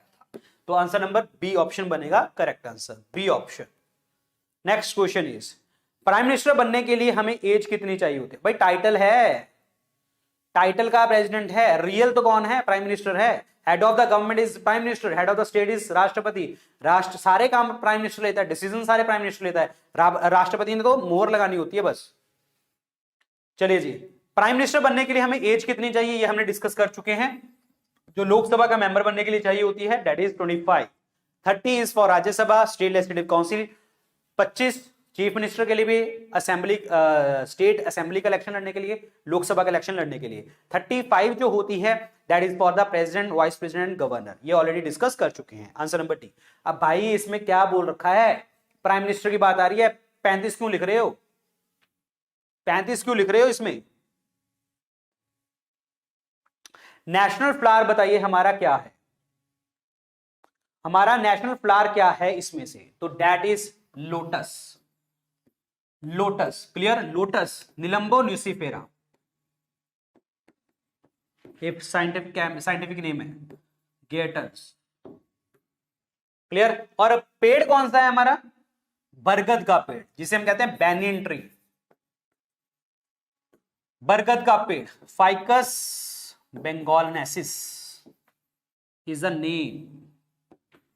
ठीक है, ये याद रखना। तो answer number B, lotus is the correct answer. Next question is,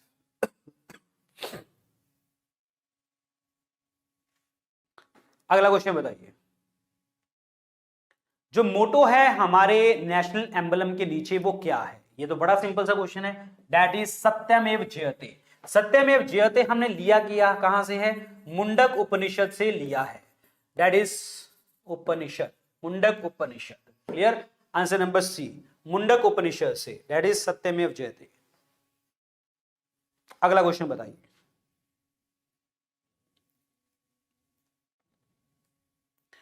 question क्या कह रहा है जी?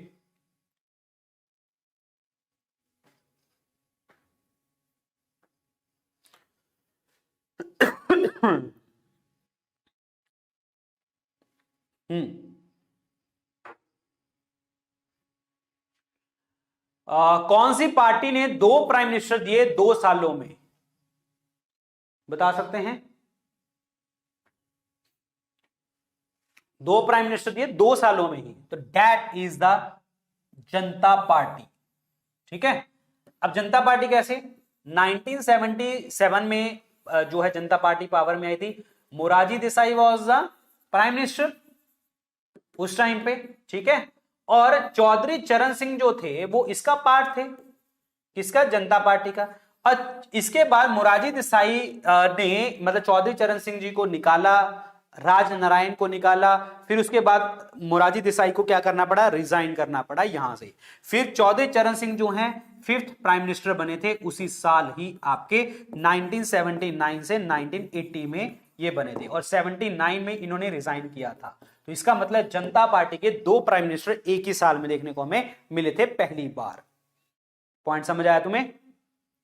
जनता party, not Janata Dal, it's Janata party. Next question is,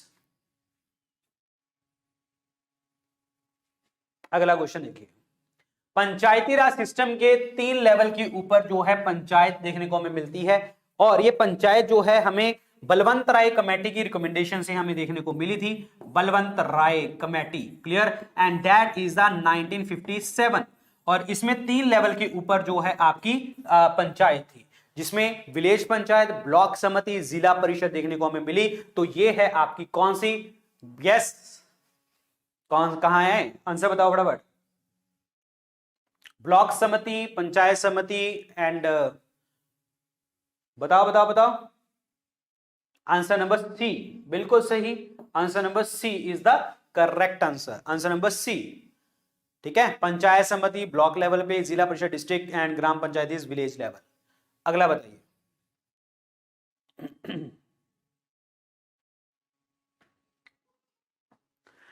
देखिए जी, सबऑर्डिनेट्स के अंदर हमने सुप्रीम कोर्ट को छोड़ दिया, हाई कोर्ट को छोड़ दिया, उसके नीचे चले गए सबऑर्डिनेट क्रिमिनल कोर्ट्स में चले गए। उसमें एपेक्स कोर्ट कौन सी है, उसमें हमेशा होती है आपकी सेशन जज।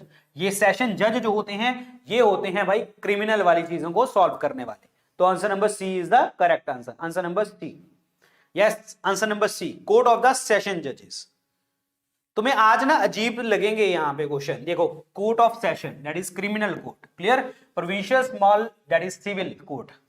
आज तुम्हें थोड़े से ना अलग टाइप के क्वेश्चंस करवा रहा हूं मैं, अलग टाइप के इसीलिए क्वेश्चन करवा रहा हूं क्योंकि ऐसे क्वेश्चन फंस जाते हैं एग्जाम में। बाकी तो चीजें जो है तुम्हें मतलब पता ही है, ठीक है, बाकी चीजें तो तुम्हें मैं कराते ही आ रहा हूं, चाहे वो नॉर्मल क्लासेस में ले लो, पेड कोर्स के अंदर ले लो, चाहे 10,000 में ले लो, चाहे यहाँ पे कोई और भी क्लासेस में एनसीईआरटी बेस्ड चीजें करा रहा हूं, तो सभी चीजें मैं करवा रहा हूं तुम्हें। लेकिन ये होता है कि ऐसे क्वेश्चन गड़बड़ कर जाते हैं पेपर में, अरे यार कहां से आ गया question. Next question is, supreme court और हाई कोर्ट के जजेस को रिमूव कैसे किया जाएगा। तो इसमें रिमूव करेगा कौन, हमेशा रिमूव करेंगे राष्ट्रपति। लेकिन रीजन क्या होगा, अगर उनको हटाने की बात चलेगी वो दोनों सदनों में किसी से भी चल सकती है। अगर लोकसभा से चलती है, अगर लोकसभा से चलती है तो आपके कितने लोगों, सॉरी, अगर लोकसभा से वो बिल उठता है तो आपको जो है 100 लोगों की मंजूरी चाहिए, ठीक है। अगर वो राज्यसभा से पहली बार उठता है तो 50 लोगों की मंजूरी आपको चाहिए, क्लियर। फिर उसके बाद चेयरमैन या स्पीकर को हम सबमिट कर देंगे। अगर लोकसभा से वो बिल उठा है तो 100 लोगों की मंजूरी चाहिए कि हाँ हम इसको हटाएंगे, जज को हटाएंगे। अगर वो राज्यसभा से उठ रहा है तो 50 लोगों की पहले मंजूरी चाहिए, फिर वो चेयरमैन ऑफ द राज्यसभा को सबमिट करेगा, फिर और at the end proper process चलेगा आपका, और एट द एंड जो है आपका 2/3 मेजोरिटी द्वारा उसको हटा दिया जा सकता है, क्लियर। और इसमें राष्ट्रपति साइन करेंगे और एट द एंड जो है चीज खत्म हो जाएगी स्पेशल मेजोरिटी द्वारा। क्लियर हो गया तुम्हें? तो दिस इज इंपॉर्टेंट वन, और किसी भी चीफ जस्टिस ऑफ इंडिया को अभी तक ऐसे हटाया नहीं गया जी। अच्छा एक चीज बताओ, रीजन क्या हो सकता है चीफ जस्टिस को हटाने का, रीजन क्या हो सकता है? वन इज द मिसबिहेवियर, ठीक है, और सेकंड इज द इनकैपेसिटी, कोई कैपेबल ही नहीं है उस चीज को संभालने के लिए जब वो मिसबिहेव कर रहा है।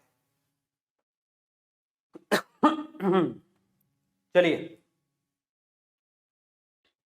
कौन सी स्टेट ने सबसे ज्यादा डिप्टी प्राइम मिनिस्टर हमें दिए हैं? Deputy prime minister, Sardar Patel जी की बात कर लो, मोरारजी देसाई जी की बात कर लो, लाल कृष्ण आडवाणी जी की बात कर लो, ये सारे लोग कहां से आए हैं?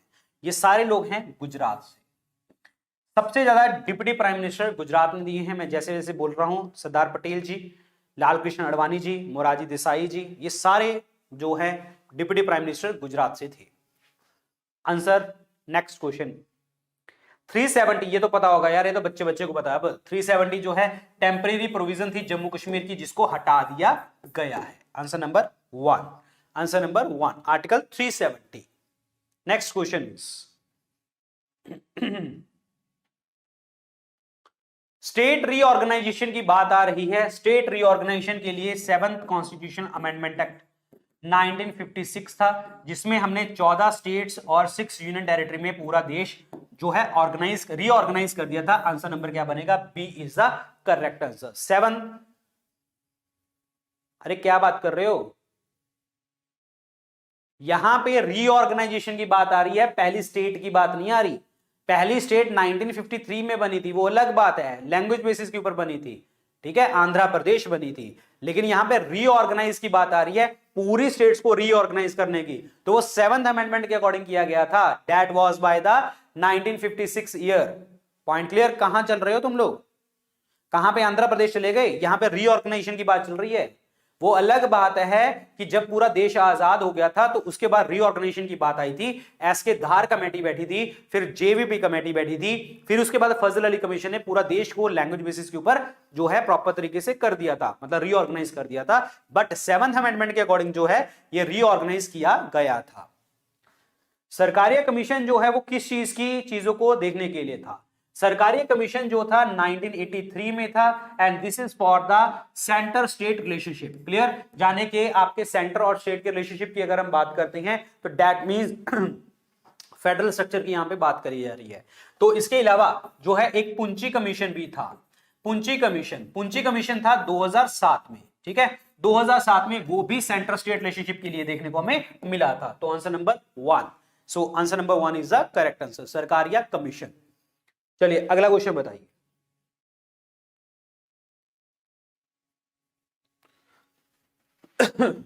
Finance commission is mainly concerned with the recommending to the president about. जो फाइनेंस कमीशन है वो किस चीज की चीजों को रिकमेंड करता है जो राष्ट्रपति को दी जाती हैं? फाइनेंस कमीशन जो है आर्टिकल 280 है, ठीक है, 5 साल के लिए फाइनेंस कमीशन अपॉइंट किया जाता है। पहला फाइनेंस कमीशन 1951 में बना था, दैट वाज केसी नियोगी। अभी हमारा 15th फाइनेंस कमीशन चल रहा है, जिसके चेयरपर्सन कौन है? एनके सिंह है। और ये करते क्या हैं? ये फाइनेंस कमीशन का काम क्या होता है? सेंटर और स्टेट के बीच में टैक्सेस को भी डिवाइड करना, दूसरा जो भी ग्रांट्स आ रही हैं सेंटर और स्टेट में डिवाइड करनी, मतलब पैसा ही डिवाइड करना है इन्होंने, टैक्सेस और ग्रांट्स। तो आंसर इसमें क्या बनेगा? सी ऑप्शन बनेगा correct answer, answer number C. और पूरी प्रॉपर तरीके से जो है साउंड फाइनेंस को बना के रखना पूरे भारत देश में। यस, चलिए अगला आंसर बताइए। Maternity benefit to the employees, ये कौन से आर्टिकल में लिखा गया है? देखिए 44 जो आर्टिकल है वो तो हमें बात करता है, दैट इज 44 किस चीज के बारे में बात करता है? That is universal civil code, जो कि गोवा में लगा हुआ है, ठीक है। और आर्टिकल 42 बात करता है हमें मैटरनिटी रिलीफ के बारे में। मैटरनिटी रिलीफ के बारे में 42 आर्टिकल हमें बात करता है, यस।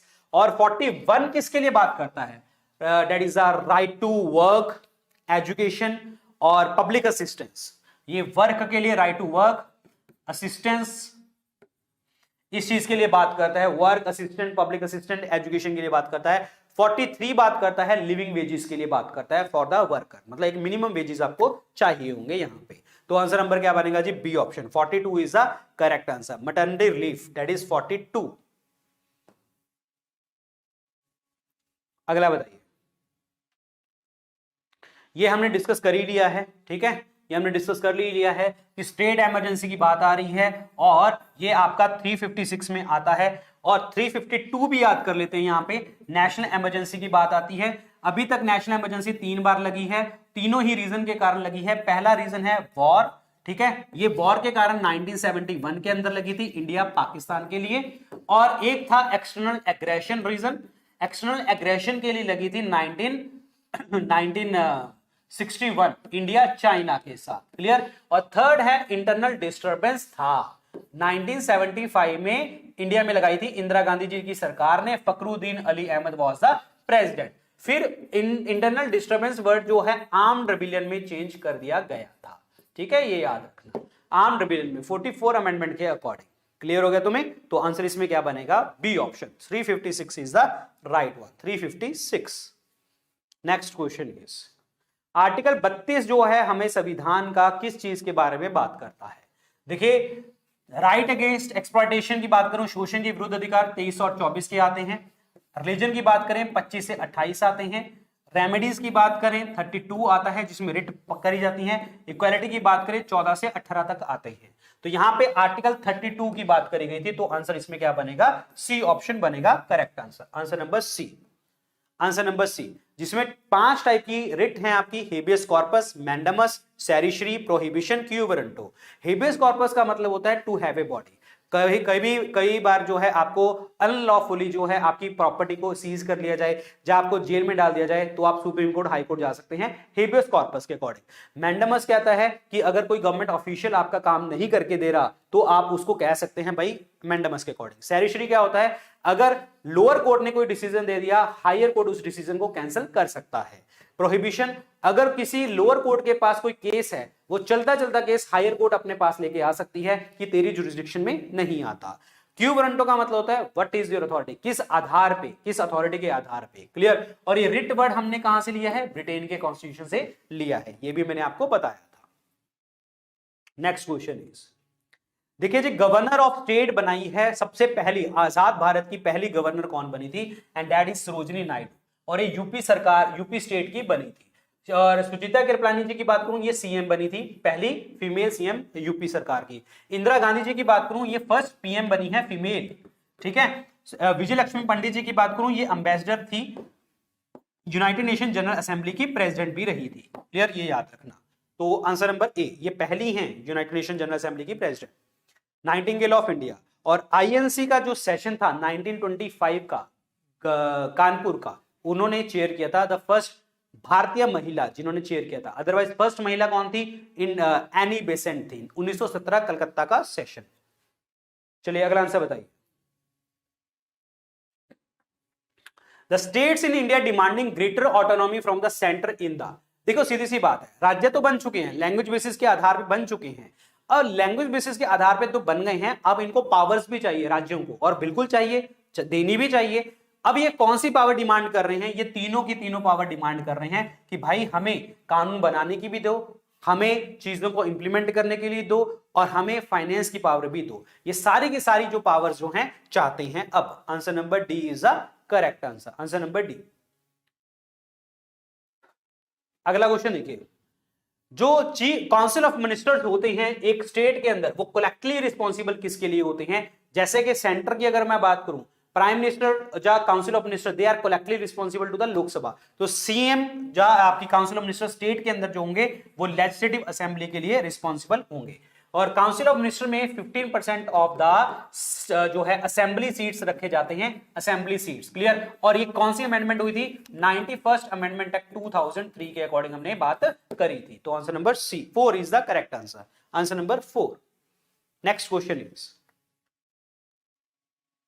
स्टेट लेजिस्लेटिव काउंसिल का जो कार्यकाल होता है मेंबरशिप का, वो क्या है? देखिए, पहली बात तो मैं आपको बात करूं, स्टेट लेजिस्लेटिव काउंसिल जो है ये एक परमानेंट हाउस है, स्थायी सदन है। लेकिन जब हम मेंबर्स की बात करते हैं तो मेंबर्स का कार्यकाल कितना होता है? 6 साल इनके मेंबर्स का कार्यकाल होता है, जिसमें 1/3 मेंबर जो होते हैं हर 2 साल बाद जो है आपके रिटायर्ड होते रहते हैं। तो answer number C, 6 year is the correct answer, answer number C, 6 years. ठीक है। अगला क्वेश्चन बताइए, governor of a state has no power to, देखिए गवर्नर की पावर कौन सी नहीं है इनमें से? प्रोरोग द असेंबली, भाई विधानसभा को सेशन खत्म कर दिया, ये तो कर सकते हैं। असेंबली को डिसॉल्व कर सकते हैं, बिल्कुल कर सकते हैं। एडजर्न कर सकते हैं असेंबली को, नहीं, ये नहीं कर सकते। एडजर्न करने का काम किसका होता है? चेयरमैन ऑफ द असेंबली का, that mean speaker of assembly का काम होता है, इसका काम नहीं होता। समन करना, बिल्कुल भाई बाय लॉफुल उसको बुलाना इनका काम है। तो आंसर नंबर क्या बनेगा? C is the correct answer, answer number C. Next question is, कौन हमें बताता है एक बिल जो है मनी बिल है या नहीं है? देखिए, मनी बिल की बात करूं, आर्टिकल 110 में लिखा गया है मनी बिल को मनी बिल तब कहा जाता है जब स्पीकर के उसके ऊपर साइन हो जाएंगे। तो आंसर इसमें क्या बनेगा, बी ऑप्शन बनेगा correct answer. Speaker of Lok Sabha is the correct answer. Clear. Money bill को पास करने की जो अवधि होती है वो 14 दिन होती है। राज्यसभा की कोई पावर नहीं होती, सारी पावर जो होती है लोकसभा की पावर देखने को हमें मिलती है। तो आंसर नंबर क्या बनेगा आपका, B option. Speaker of the Lok Sabha is the correct answer. Speaker of the Lok Sabha, answer number B. Next question is, इनमें से कौन सी ऐसी कमेटी है जिसका कोई भी मेंबर एमपी जो है राज्यसभा से नहीं होता? तो वो होता है आपका एस्टीमेट कमेटी का। एस्टीमेट कमेटी में 30 लोग होते हैं, 30 के 30 लोग लोकसभा से होते हैं, और ये बजट एस्टिमेशन, खर्चे एस्टिमेशन, ये प्रॉपर तरीके से कौन लगाता है, एस्टीमेट कमेटी लगाती है। ये पब्लिक अकाउंट कमेटी क्या करती है, पब्लिक अकाउंट कमेटी जो होती है 22 लोग होते हैं, इसमें 15 लोकसभा से होते हैं आपके और 7 आपके राज्यसभा से होते हैं। ये जो कैग की रिपोर्ट आती है ना वो पब्लिश कर देते हैं ये। और पब्लिक अंडरटेकिंग कमेटी भाई नॉर्मल खर्चे, दिन दिहाड़ के खर्चे, वो सब चीजें ये देखती है, और इसमें भी 22 लोग होते हैं, सेम 15 और 7 वाला concept. Answer number B, estimate committee is the correct answer, estimate committee. अगला क्वेश्चन बताइए, how are the legislative access of the parliament and assembly checked? अभी आपको याद होगा हमने बात करी थी कि आर्बिट्रेरी पावर किसकी चेक की जा सकती हैं, एग्जीक्यूटिव की। तो सेम इद्दा आपके इनकी भी पावर चेक करी जा सकती हैं जुडिशियल रिव्यू द्वारा, जाने के न्यायिक समीक्षा द्वारा। भाई वो चीज तुम जो बना रहे हो वो कॉन्स्टिट्यूशनल है या अनकॉन्स्टिट्यूशनल है, पॉइंट समझ आया तुम्हें? अदरवाइज एग्जीक्यूटिव की भी चीजें जो है जुडिशियल रिव्यू द्वारा चेक करी जाती हैं, लेजिस्लेटिव की पावर्स भी जो है जुडिशियल रिव्यू द्वारा चेक करी जा सकती हैं। आंसर इसमें क्या बनेगा, C is the correct answer, answer number C. Very very important कि कॉन्स्टिट्यूशनल है या अनकॉन्स्टिट्यूशनल है। क्लियर। चलिए जी अगले बात करते हैं, राज्यसभा इनमें से सबसे ज्यादा जो पावर है इनमें से कौन सी जगह से लेती है? Rajya Sabha enjoys power more than the Lok Sabha in the case of setting up of the all India services. All India services that means article 312 के according. Clear. All India services में 3 सेवाएं आती हैं आपकी, IAS Indian administrative service, IPS Indian police service and IFS forest service, ये तीनों आती हैं। और जब भी ऑल इंडिया सर्विस बनेगी वो स्टार्ट कहां से होगी, राज्यसभा से स्टार्ट होगी। क्लियर। फिर वो लोकसभा जाएगी, फिर वो राष्ट्रपति के पास साइन करेंगे, ये ऐसी चीज चलती है। दैट मींस पार्लियामेंट उसको क्रिएट करती है, लेकिन बिल सबसे पहली बार उठता कौन से, कहां से है, राज्यसभा से उठता है। तो आंसर इसमें क्या बनेगा आपका, सी ऑप्शन बनेगा correct answer. Clear. Money bill के केस में सारी पावर्स लोकसभा के पास होती है, नॉन मनी बिल केस में दोनों के पास होती है, अमेंडमेंट के केस में दोनों के पास पावर होती है, लेकिन आंसर इसमें क्या बनेगा, सी ऑप्शन बनेगा करेक्ट आंसर। चलिए अगली बात करते हैं, Who is the competent to dissolve the Rajya Sabha? Rajya Sabha को डिसॉल्व कौन कर सकता है? कोई भी नहीं कर सकता यार, राज्यसभा परमानेंट हाउस है तो इसको कोई भी डिसॉल्व नहीं कर सकता, नन ऑफ दीज, कोई भी नहीं कर सकता। ये तो सीधा सीधा क्वेश्चन है। देखो सीधी सी बात है, अगर आपके कॉन्सेप्ट क्लियर है, मैंने तुम्हें पहले बोला था, अगर तुमने वो ल्यूसेंट वाली क्लास प्रॉपर तरीके से मेरी देख रखी है तो वहां पे मैंने बहुत डिटेल में आपको समझाया है, तो इन चीजों को देखो समझो, ठीक है। तो answer number 4 is the correct answer, none of these. चलिए अगली बात करते हैं,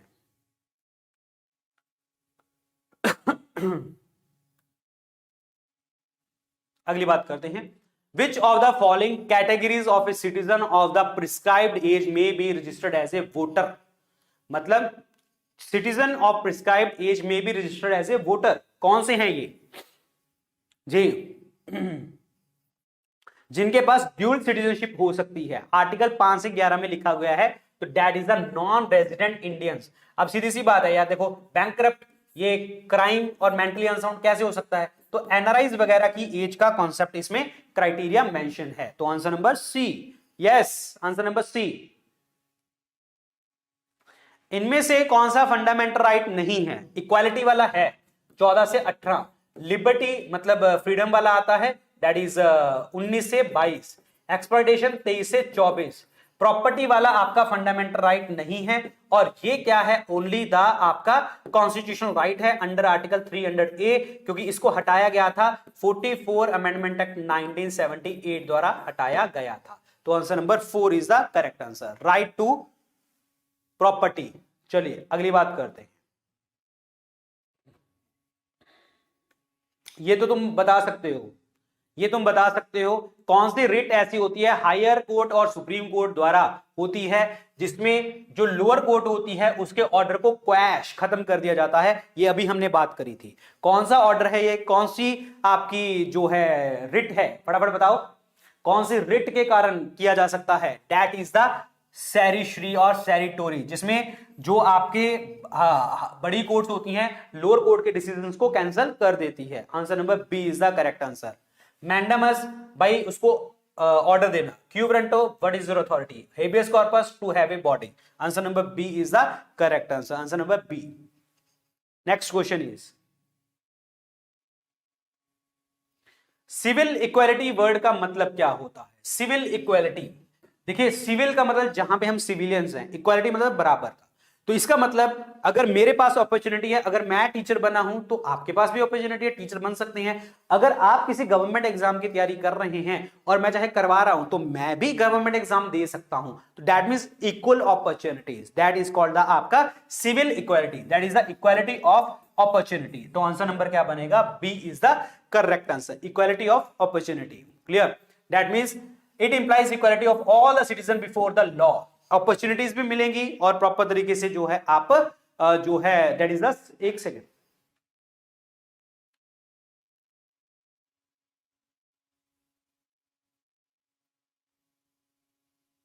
one second one second one second one second one second. Civil equality word का जो मतलब होता है actually it's a before the law. ये उल्टा हो गया भाई, थोड़ा सा चेंज करेंगे इसका आंसर। अरे क्या हो गया इसको, civil equality is equality before law.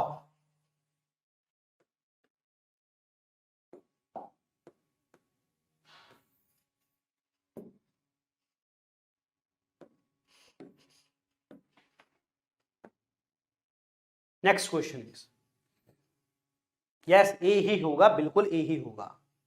42nd amendment word द्वारा जो है प्रियम्बल में हमने कौन सा वर्ड ऐड नहीं किया था। 42nd अमेंडमेंट के अकॉर्डिंग हमने कौन सा वर्ड ऐड नहीं किया था, that is dignity. Answer number C. Clear, preamble preface of the Indian constitution, पहला पेज है। Preamble is given to the people of India, preamble is started from the we the people of India. Clear, ये याद रखना। और so answer इसमें क्या बनेगा, dignity. Answer number C is the correct answer, dignity of the person. चलिए अगला question बात करते हैं।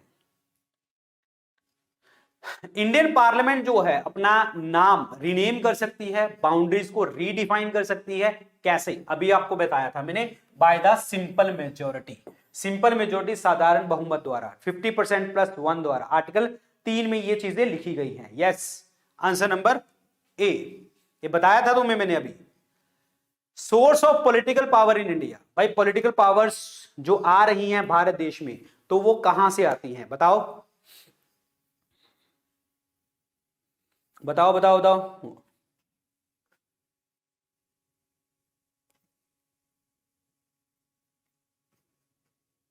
पॉलिटिकल पावर्स, होमवर्क दूं, बताओगे हैं, होमवर्क दूं तुम्हें। Yes, we the people of India, हम हमारे से तो आ रही हैं। डेमोक्रेसी का मतलब ही क्या होता है, हम दे रहे हैं पावर, वी द पीपल।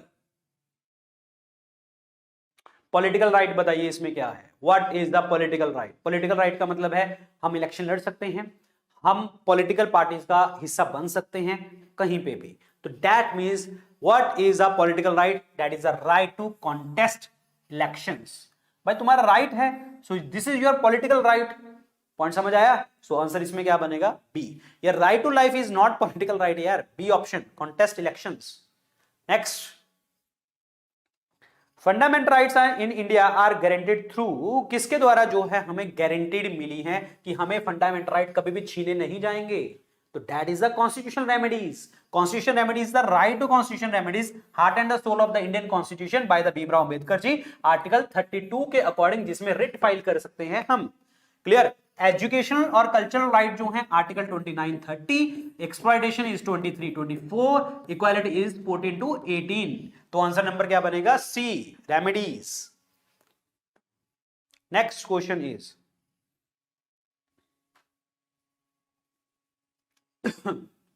ये क्वेश्चन देखो, कौन सी रिट फाइल करी जाएगी हाई कोर्ट और सुप्रीम कोर्ट द्वारा is sought to produce in the court a person suspected to be missing in custody। सीधी सी बात है भाई, किसी को जबरदस्ती पकड़ लिया है, जब मिसिंग हो गया है, कोई भी चीजें हैं, तो किसके अकॉर्डिंग हम रिट फाइल कर सकते हैं? That is habeas corpus. Answer number C, बंदी प्रत्यक्षीकरण द्वारा। Answer number C is the correct answer. Answer number C, clear. Mandamus, that is we command। Q warranto, what is your authority? Salutary, that is to quash the order। Answer number C, habeas corpus।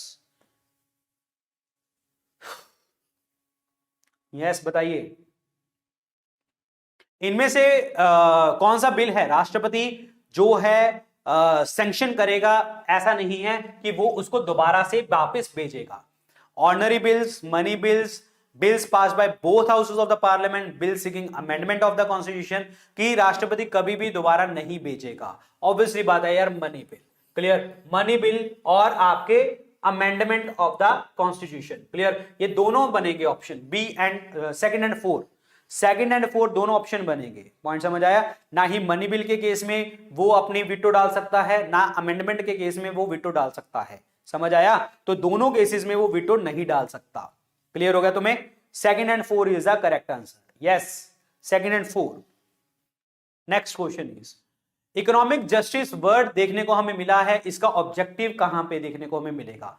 Economic justice मैंने तुम्हें बताया था, equal opportunities, पैसा कमाने की सब तरीके से, क्लियर। और जस्टिस तीन टाइप का है, that is political, economic and social, and that is given in the directive principle and also in the preamble. Answer number B is the correct answer. Directive principles, clear. Socialist principle, Gandhian principle, liberal intellectual principles, ये भाई articles वगैरह ये देख लेना एक बार, तुम्हें पता होने चाहिए कौन कौन से आर्टिकल्स कैसे हैं।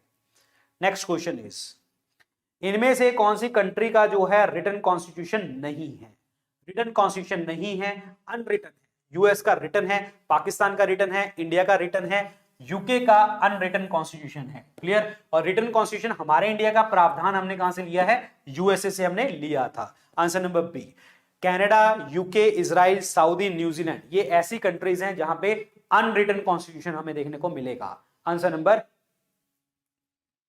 That is UK. Next, constitution of India को अडॉप्ट कब किया था हमने? अडॉप्टेड ऑन, कब अडॉप्ट किया था? ये पहले भी अभी डिस्कस किया था, 26 नवंबर 1949 को। 2 साल 11 महीने 18 दिन लगे थे, इसको अडॉप्ट कर लिया था, और इनफोर्स 26 जनवरी 1950 को हमने किया था। नेक्स्ट क्वेश्चन इज, तुम्हें थोड़ा सा समझ आ रहा है आज का जो चैप्टर है, आज के जो क्वेश्चंस हैं, हम किस तरीके से डिस्कस कर रहे हैं? ये वो क्वेश्चंस हैं जो आते तो हमें ऐसे ही होते हैं, अरे ये बेकार क्वेश्चन सर, ये तो हमें आते हैं, लेकिन पेपर में जब ये क्वेश्चन करते हो ना तुम्हें फिर मैं ही याद आता हूं पेपर में, अरे शायद पढ़ लेते। ठीक है, तो पढ़ लो अभी भी। Which of the following is a feature to both the Indian federation and the American federation? दोनों फेडरेशन का एक कॉमन फीचर है, सिंगल सिटीजनशिप नहीं हो सकता, ड्यूल जुडिशरी का कॉन्सेप्ट नहीं है, 3 लिस्ट ऑफ द कॉन्स्टिट्यूशन नहीं है। यस, फेडरल कोर्ट की बात है, सुप्रीम कोर्ट की बात है। सिटीजनशिप की बात हमने यूके से करी थी, जुडिशरी की ड्यूल जुडिशरी तो है ही नहीं है। 3 लिस्ट की बात हमने करी थी ऑस्ट्रेलिया के जो है कॉन्करेंट लिस्ट की जो बात हमने करी थी वो ऑस्ट्रेलिया के कॉन्स्टिट्यूशन से हमने करी थी। तो आंसर इसमें क्या बनने वाला है आपका? That means D, supreme court की बात यहां पे आई थी। यस, ये बता दो, ये भी हमने आज डिस्कस किया था कि आपका आर्टिकल 1 में संविधान में लिखा हुआ है कि constitution India that is Bharat is a that is union of states. Answer number A is the correct answer, कि हम यूनियन ऑफ स्टेट्स हैं। जब यूनियन ऑफ स्टेट्स की बात आती है ना, तो उसमें सिर्फ स्टेट्स की बात आती है। जब टेरिटरी की बात आती है, टेरिटरी की बात आती है, तो उसमें स्टेट्स भी आती हैं, यूनियन टेरिटरीज भी आती हैं, सब आता है। तो answer number 1 is the correct answer. Answer number 1। अगला क्वेश्चन बताओ, Who among the following was the president of the Constitution Assembly of India? देखो, प्रेसिडेंट बात कर रहा है असेंबली का।